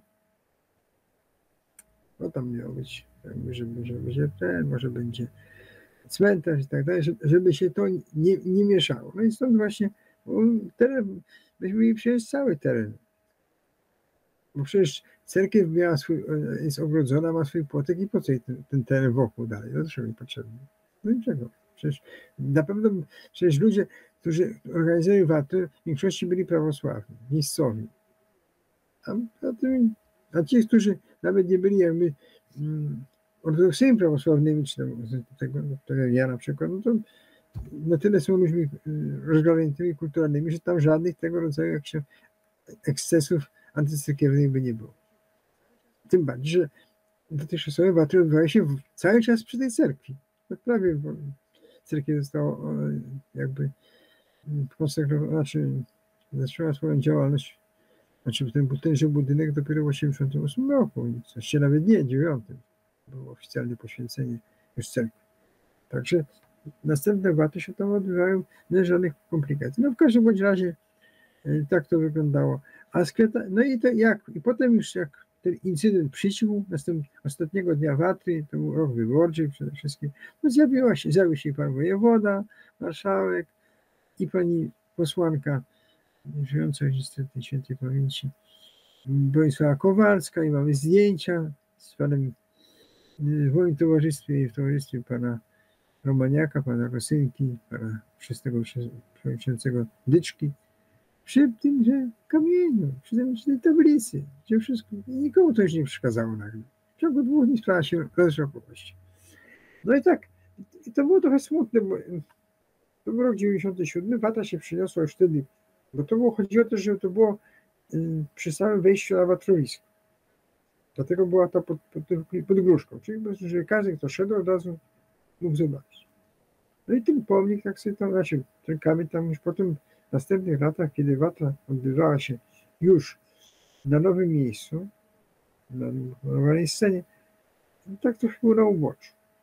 Ja tak sobie pomyślałem, że trochę to smutne jest, żeby tak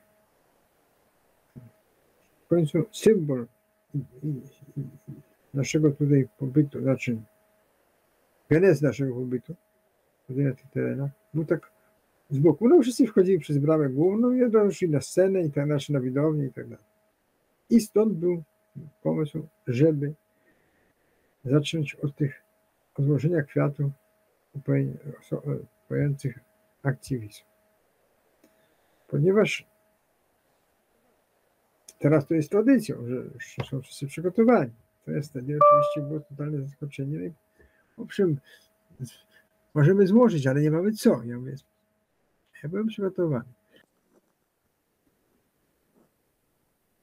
Panie Andrzeju, a dlaczego właściwie Watra na Obczyźnie, czyli Łemkowska Watra na Czurzynie? Dlaczego tak? Kto to wymyślił?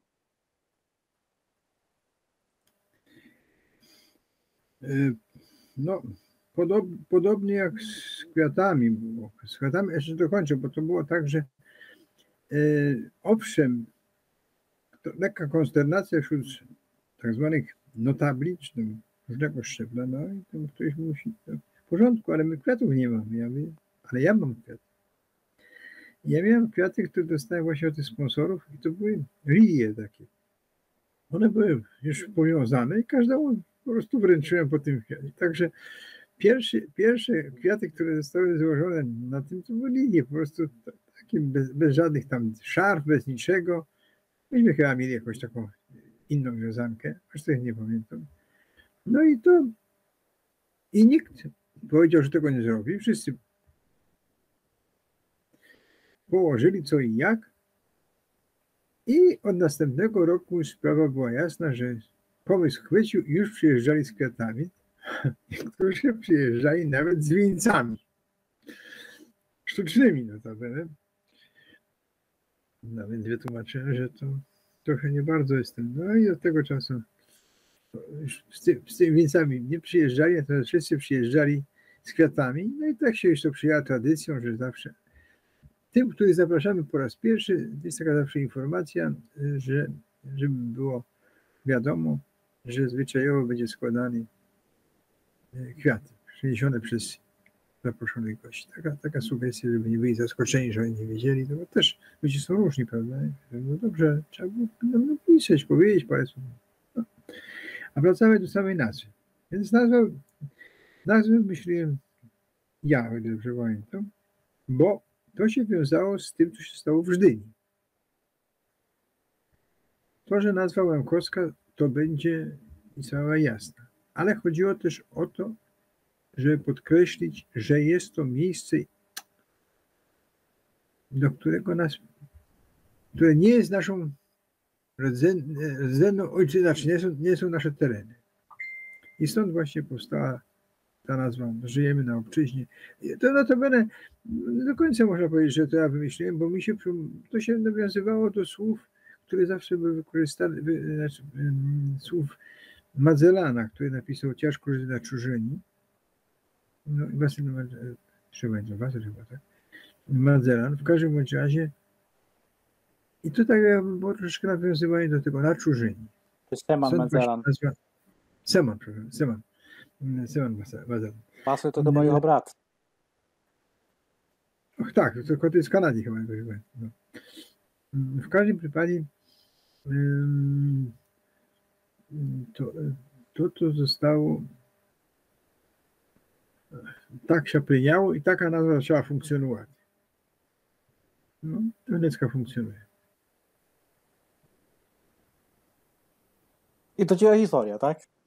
Proszę? To ciekawa historia. No, ponieważ już zaczęło wszystko i na scenie napis, i zaproszenia byli, zapraszamy na to są Lemkisku Watru na Obczyźnie, albo na Czurzynie, jak to woli. Znaczy, Czy, inna czy, przez tych była. czy ta nazwa na obczyźnie nie jest już jakby przestarzała? No bo Ha, dużo ludzi właśnie już się teraz rodzi na zachodzie i dla młodych Łemków tak naprawdę domem jest zachód Polski, a nie Łemkowyna. swego czasu dyrektorem Departamentu Kultury Mniejszości Narodowych był mieszkaniec Legnicy Jurek Zawisza. Mogę mówić na tym, który jeszcze w tym czasie to biuro było do spraw mniejszości narodowych przy Ministerstwie Kultury i Dziedzictwa Narodowego, który notabene ze sceny powiedział, że może już czas, a to było jeszcze w latach 90., ja dobrze pamiętam, że już teraz to już nie na obczyźnie, tylko u siebie jesteście, że może ta nazwa już nie jest adekwatna. Ja myślę, że to jest nawiązywanie do tradycji. To, że ktoś się tu urodził, to się urodził na swój sposób, nie z własnej woli. Ja wiem, że proces migracji z terenów Lemkowyny i tak by miał miejsce, Mekką był oczywiście Kraków, kiedyś to był Lwów bardziej, gdzie ludzie tam wyjeżdżali i tak dalej. Potem to było Słowenki w tym czasie, więc jeszcze też Ameryka i do Pragi też studiowali w Pradze. A teraz na pewno by się uciekało do Krakowa, do Tarnowa i tak dalej, i tak dalej. Nie było Nowym Sączu, czy Gorlica, bo to sprawa jest naturalna, jakby ze wsi miasta idzie. Natomiast tutaj to jest nazwa symboliczna i niech ona zostanie, a przynajmniej ja tak uważam. Bo to jest jakby odcięcie się od tych korzeni. Nas odcięli od korzeni, ale myśmy się w ten sposób sami odcięli od tych korzeni. Że już jesteśmy u siebie. Nie, jesteśmy. Proces migracyjny jest rzeczą naturalną. Natomiast wyjechać same dobrowolnie, a wjechać pod gwerami, czyli pod ruchami karabinów, to jest co innego. I wbrew wojsku, oczywiście wbrew swojej woli. No właśnie, wspomniał Pan o odciętych korzeniach, ale Pan też napisał taką sztukę, Odcięte korzenie, i wystawił Pan jako sztukę teatralną. Na czym polegała ta sztuka? O czym ona opowiadała? Jak ją Pan wystawiał? Gdzie? Pomysł napisania sztuki o Łemkach i dla Łemków narodził się w autobusie, w którym wracałem w 80, to było w 8 roku, nie, 7 roku, wracałem z Watry. Autobus był normalnie, z Gorlic do Krakowa, to nie był taki autobus, gdzie tam była grupa wycieczkowa, nie. Wracałem do Wałbrzycha w tym czasie, znaczy jechałem autobus tylko do Krakowa oczywiście, podaję był pociąg. Kiedy już było po Watrze w Bortnym, to była pierwsza Watra, na której byłem do końca. Na pierwszej Watrze byłem w sumie 4 godziny i bardzo mnie rozczarowało. To znaczy uważałem, że to jest taki bardzo przaśny, bardzo takie jakieś takie nie jak pana z miasta. Może województwo, prawda, nie pierwszej kategorii, ale mimo wszystko województwo. Nie?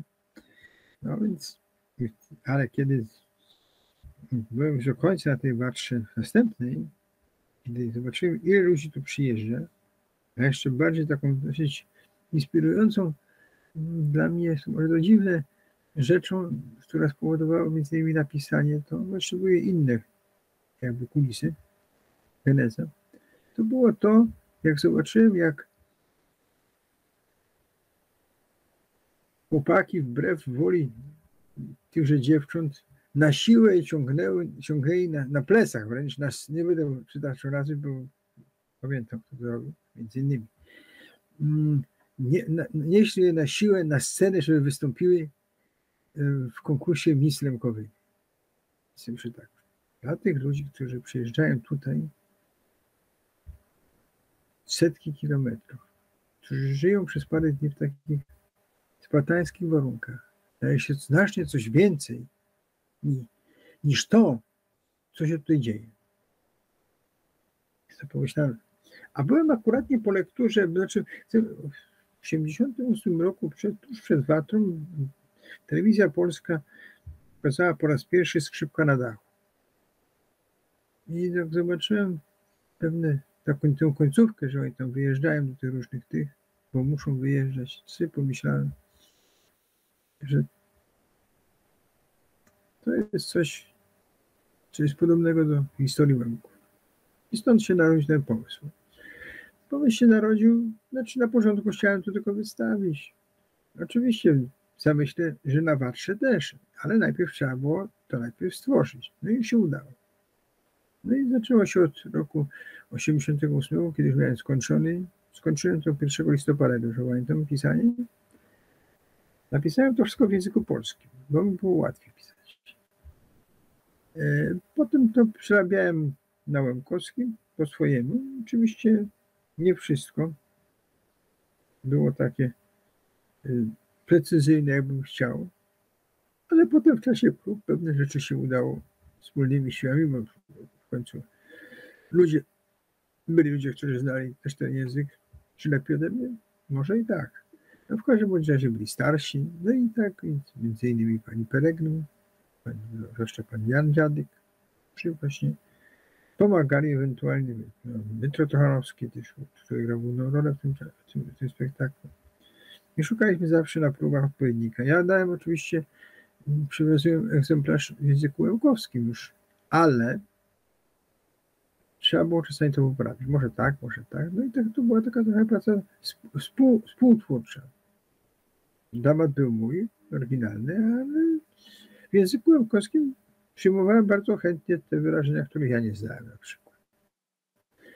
No i ta sztuka udało mi się dzięki pierwszej wersji, znaczy w pierwszym rzędzie panu Dmytrowi Rosynce, który zorganizował taką grupę. Oczywiście ta grupa była tam, potem już inni przychodzili i ci, którzy grali, którzy przyjęli już te role i chcieli grać, to też swoich znajomych i tak dalej. Potrzebowaliśmy takiego, to się próbowało. Na początku był problem z obsadą głównej roli kobiecej, ale to się udało. No w każdym, pani Peregrym się pojawiła,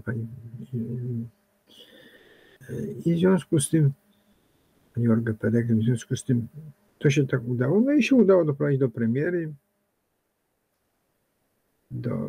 Jeszcze była cenzura, musieliśmy mieć zgodę cenzury. I cenzor powiedział mi ciekawą rzecz, że pan mówi, tutaj są różnego rodzaju naciski,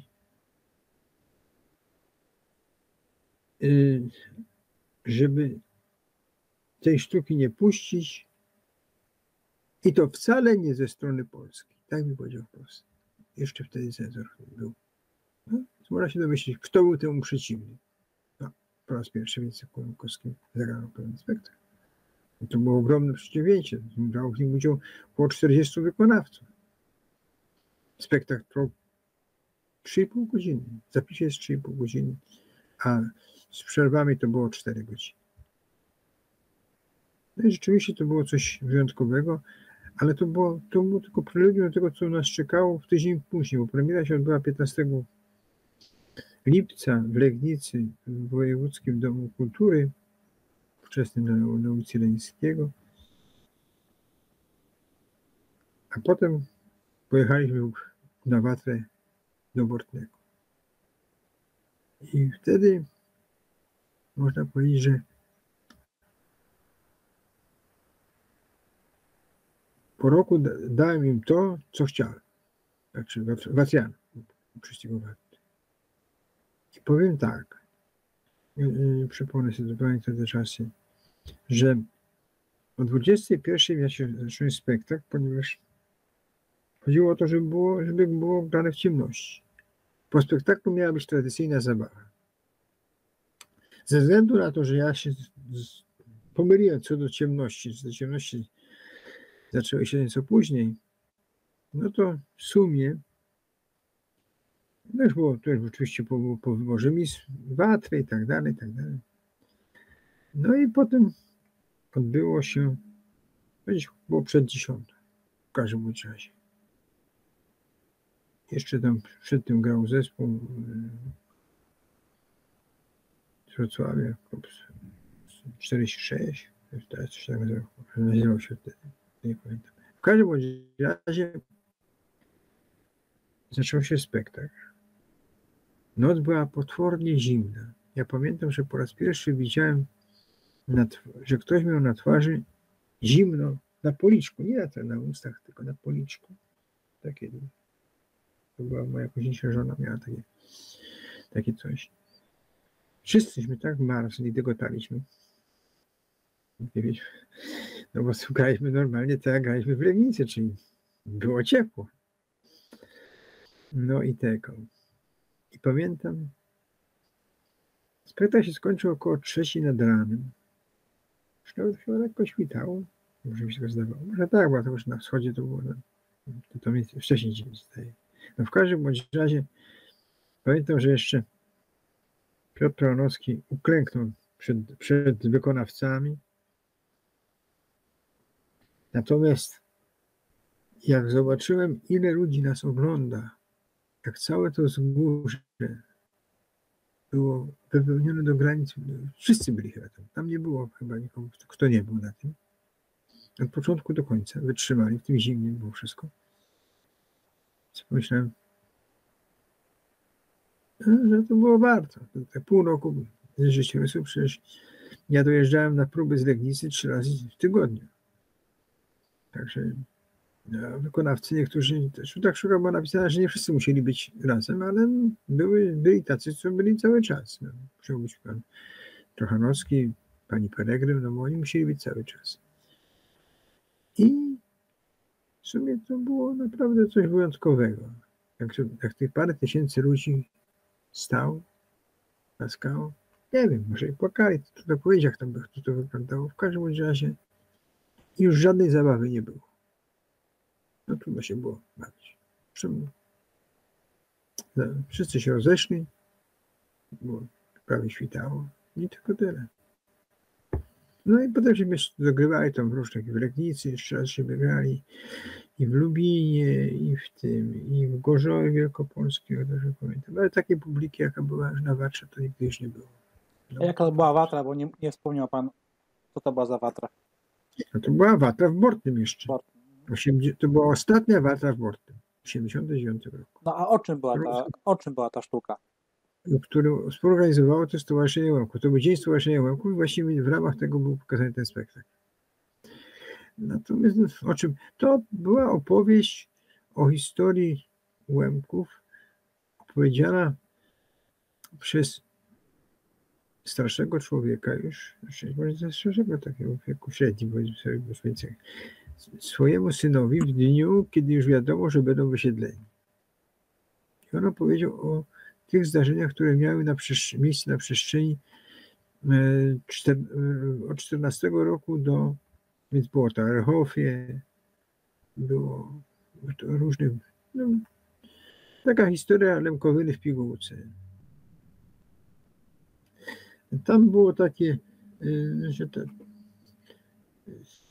była taka postać złego, który jakby tę Lemkowynę niszczy od 14 roku, więc w zależności od tego, jaka władza jest. Jest to władza na początku austriacka, potem jest to władza polska, dalej jest władza niemiecka,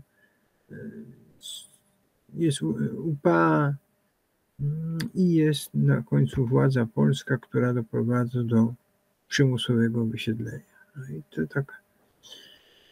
Poza tym starałem się tam jeszcze wprowadzić elementy bardziej takie nie tylko dramatyczne, ale też takie nieco nawet humorystyczne, wesołe, między innymi wesele, nie pamiętam, czy kiedykolwiek było wystawione wesele w takim kształcie w ogóle. Owszem, były próby robienia wesela, ale to było wesele, no tak przy okazji, samo wesele sobie, Łemkowskie wesele.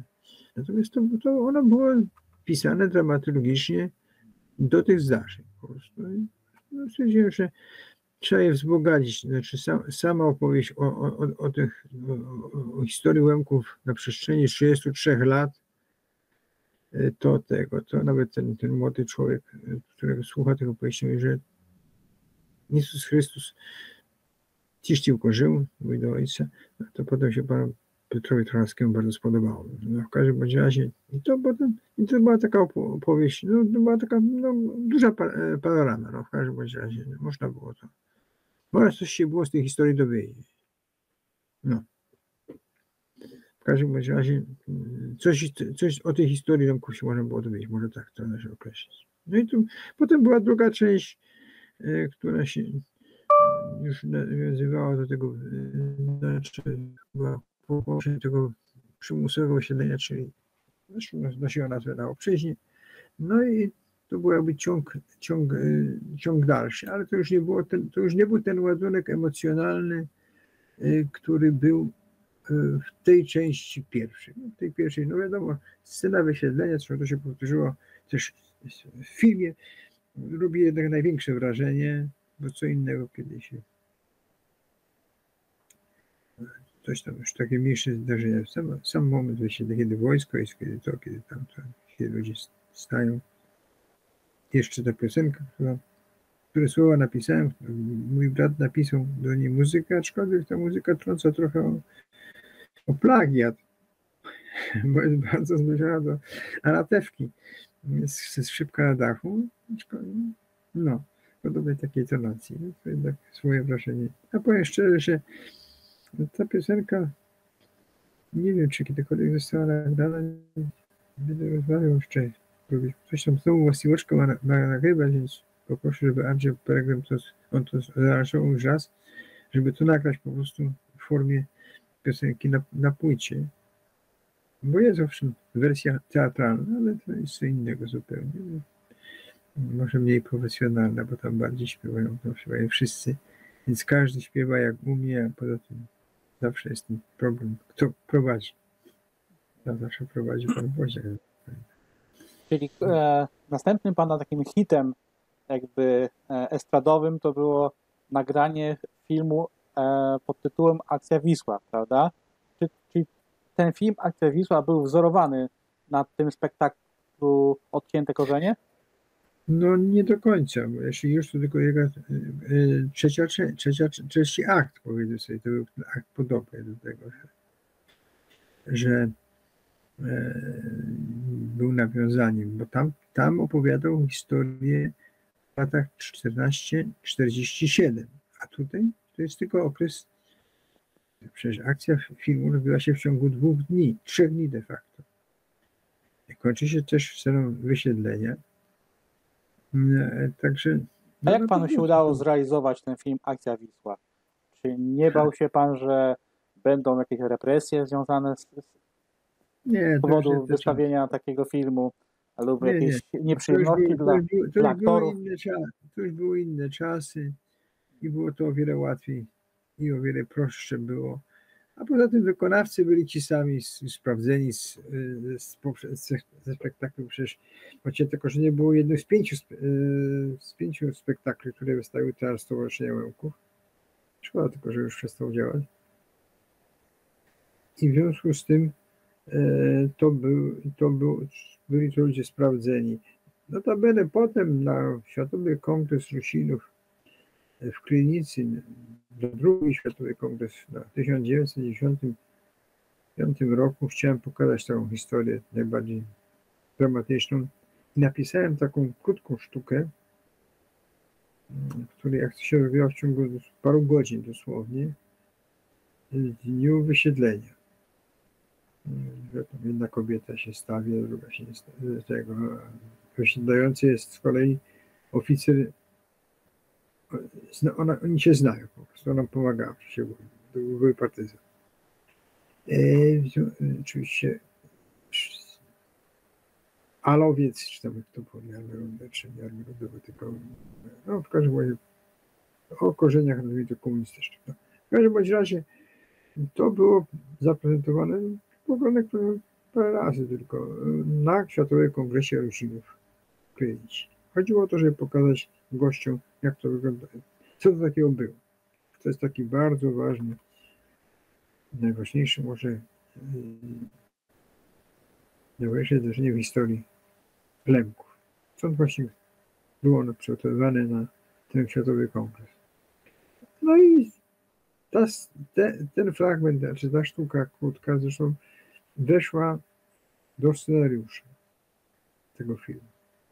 Cała ta scena między matką a oficerem jest przeniesiona z tego teatru do filmu. Oczywiście film jak to film, a co inni się rządzi swoimi prawami, no i jest dużo plenerów i tak dalej, i tak dalej, i tak dalej. Ale trzeba pamiętać, że zrealizowanie takiego filmu w tamtych czasach to już było trudną rzeczą. No przede wszystkim no jeszcze konie na szczęście były. Jeszcze były wozy. Teraz by się tego nie udało. Ja teraz próbowałem do trzeciej części konia zdobyć. No udało się niby, ale powiem szczerze, że ten koń mi się bardzo nie podobał. Na szczęście nie zagrał, nie zdążyłem z zdjęciami z tym udarki. Na początku się nakręcili kilka scen przed wyjazdem, natomiast już to, co miało się rozgrywać w górach, niestety się nie stało nakręcone. No i nie wiem, pewnie zostanie jeszcze kręcone. Chyba, że się poczuję lepiej na tyle. No. Bo problem nie są pieniądze aż tak bardzo. Bo pieniądze mogę nawet właśnie dać własne, żeby ja był zdrowy. Zdrowie i czas. No tak, tak. Być może do tego tematu się czuł dobrze, bo wrócę później. Znaczy na drugi rok jeszcze spróbuję. Jeszcze nie jesteśmy aż tacy starzy. A ponieważ trzecia część się rozgrywa w ciągu 15 lat, więc mamy wszyscy koło 70, więc nie miałem napisane, że mam 70. No szkoda, że się nie udało. No. Miejmy nadzieję, że się, tak powiem, druga to się część, od leczeń nie uciecze. Druga część też pod tytuł Naczunżynie też nie była już taka emocjonalnie, chociaż tam była taka gorzka scena na końcu, że wracają tylko ci główni bohaterowie. Już dzieci nie chcą wracać. To jest takie trochę symboliczne. To jest nawiązanie do tego, że to już, że oj, tu się już, no, czy nie do końca się urodzili, ale w każdym bądź razie już tutaj zapuścili sobie nowe korzenie. No to jest tak jak teraz z nami, no, nasze pokolenie tych, którzy przeżyli ten okres śledczy, już niestety nie wymiera, a w każdym bądź razie w znacznym stopniu wymarło.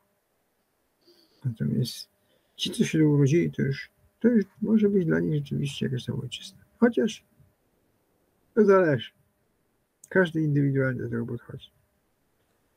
Okej. No dobra, Mirku, czy mamy Tak. Jeszcze, jeżeli można oczywiście. No to jest ale tak? już ostatni. Okej. Z wielkim żalem dla żyjących, ale niestety odchodzą z tego doczesnego świata ludzie, którzy zakładali Stowarzyszenie Łemków. Ostatnio, dosłownie na dniach, pożegnaliśmy pana Dymitra Rusynka, który był panem chyba od niemal samego początku. Kim był dla pana pan Dymitr i kim byli pozostali członkowie, założyciele? No, to była ta grupa, która chciała coś zrobić i nie pytała się za ile, tylko żeby zrobić. No ludzie są różni, czasy zmieniają się, nic nie jest wieczne. No, powiem tak, z panem Rusynku mi się pracowało na początku bardzo dobrze, potem było różnie już. No, ale w każdym bądź razie jego zasług nie sposób kwestionować i dzięki mu za to, że zrobił tak wiele dla stowarzyszenia. Bo zrobił naprawdę wiele. Jeszcze by było takich członków więcej, to być może to stowarzyszenie byłoby bardziej, nazwijmy to, prężne. Chociaż to też nie jest taka prosta sprawa, bo pan Rusynko miał bardzo człowiekiem i ambitnym i chciał naprawdę wiele rzeczy zrobić, a nie wszystko było to możliwe, bo to nie zależy tylko i wyłącznie od jednej osoby. Jest dobrze, że jeśli jest jakiś tam lider, który to próbuje tam ciągnąć, ale nawet i on nie jest w stanie wszystkiego jakby zrealizować, wcielić w życie. No, a dodatkowo jeszcze jest takie przychodzi pytanie, czy to, co on proponuje, czy to, co proponujemy, to jest będzie przyjęte i jak będzie przyjęte. No i czy to ma sens, nawet jeśli będzie przyjęte. No, zawsze łatwiej jest, jak jest przyjęte, że jest przyjęte, to znaczy, że ma sens. Natomiast czasami się budzi w refleksjach, czy to w ogóle miało sens. To jest następny. W każdym bądź razie, no niestety, kiedyś byliśmy wszyscy 30 parę lat młodsi. I ja, i pan Rosynko, i Stefan Kosowski i tak dalej. Mieliśmy inną energię i tak dalej. No właśnie, kim byli pozostali członkowie stowarzyszenia? Może pan ich wymienić z nazwiska i imienia? Znaczy, może tak. Ci, którzy to stowarzyszenie zakłada. Tak, dokładnie, ci, co zakładali.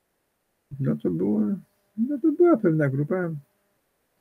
Mogę wymienić, kto był w organie założycielskim, bo to jest tyle dla historii ważne, dla historyka, jeśli ktoś by się o tym mówi. Więc przewodniczący, bo wtedy takie stanowisko było, z zarządu założycielskiego. No to byłem ja, czyli Andrzej Kopcza. Zastępcą był Piotr Procharowski, więc już symbol, więc jakby z rodziny, znaczy z Lemkowyny. Drugim zastępcą był Stefan Kłosowski, czyli miejscowy. Ja byłem jakby spoza, ponieważ ja byłem w czasie jeszcze w Wałbrzychu, a Stefan był z Legnicy i jest z Legnicy.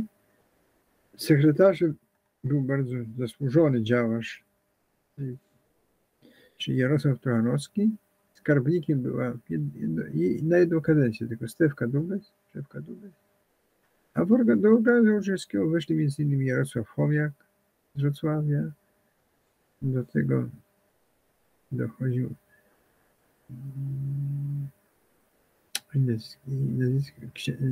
ojciec księdza, Włodzimierz Horbal z Bubków, jeśli dobrze pamiętam.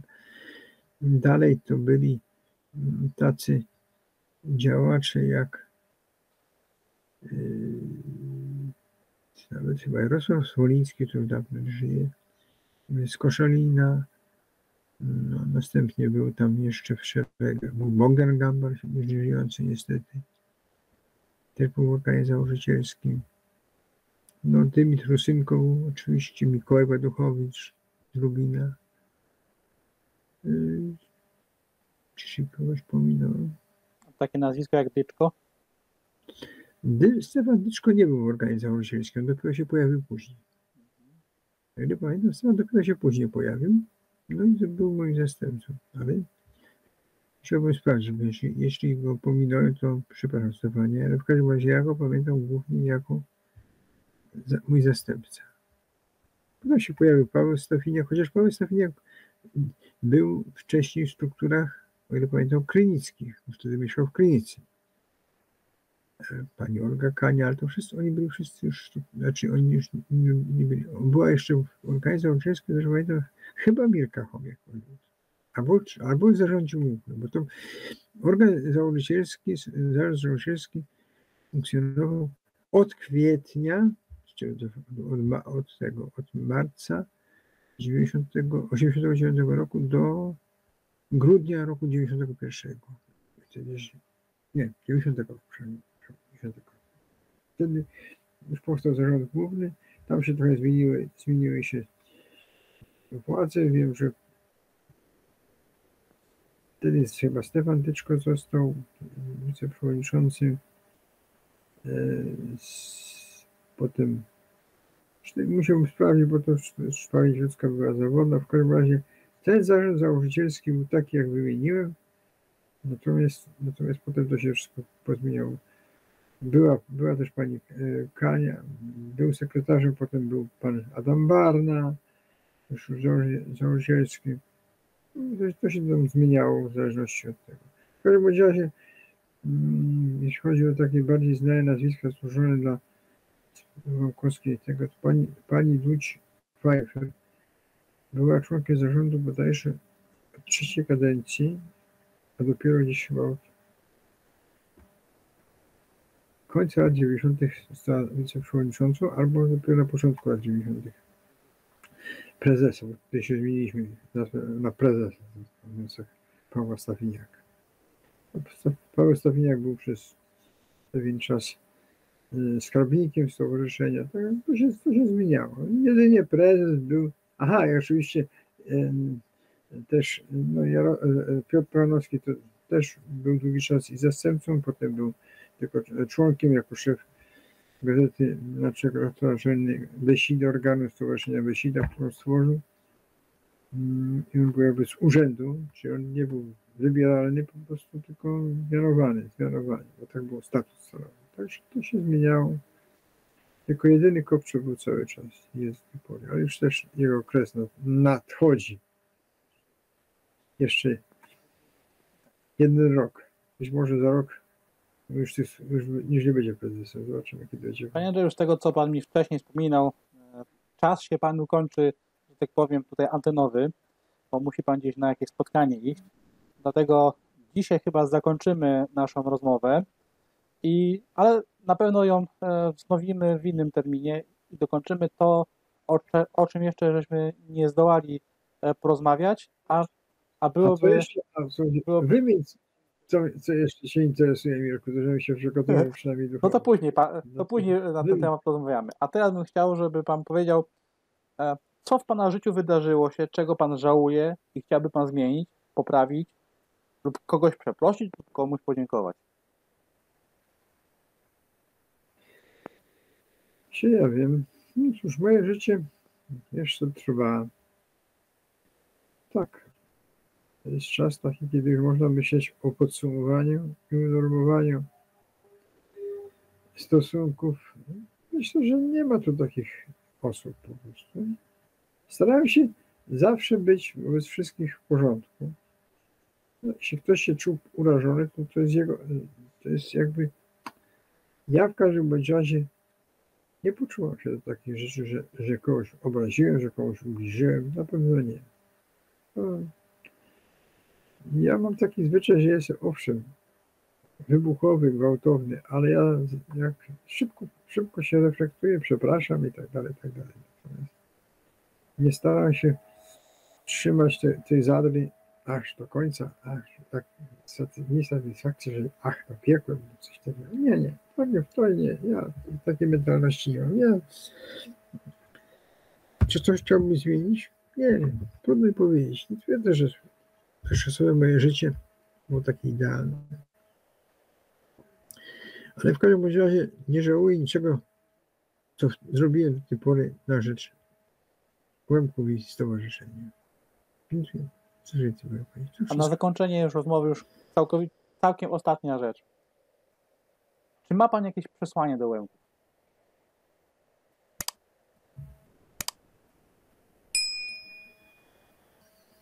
Jak się czujecie naprawdę Łemkami, to budty nie ma. Ale od świata chrześcijanych, wielkodnych, że підете do cerkви, albo że підете na wesілля ремківське. Ремку trzeba бути na sztodę. Tylko to bo tak pasuje, bo tak wypada. Ale nie każdy bude remką takim, jakim może być. Ale żeby to był remką. Nie. Kto z jednej strony wtedy, że jest remką, a z drugiej strony zaprzecza tomu, że remko jest słod. No, tak dalej. Ja znamy wszystko, jak to wygląda na sztodę. Nie chodzi o to, żeby się obnosić, że się jest lemką. Ale sztosy dla tych lemków, albo dla samego siebie nawet, zrobić. To wszystko. Dziękuję. Dziękuję Panie Prezesie za rozmowę. Dziękuję Panie Vedouczy za besidu i za przekazanie nam bardzo interesujących informacji. Mam nadzieję, że naszą besidu dokończymy jeszcze w najbliższym czasie i to poiste to, co ste dneski jeszcze nie dopowiedzieli. Dziękuję panu bardzo za rozmowę. Do usłyszenia, do zobaczenia wkrótce. Też dziękuję. Dziękuję ti bardzo. Prawie 3 години, Mirek, to masz Ostatnio to zdrowy. вибирати. Ти ж не я. буде витинати, а не No. маєш то витинати. Остати Ну. здраво. Так що, і Добре. те ся бав, те ся добре, там де мати ся бавити.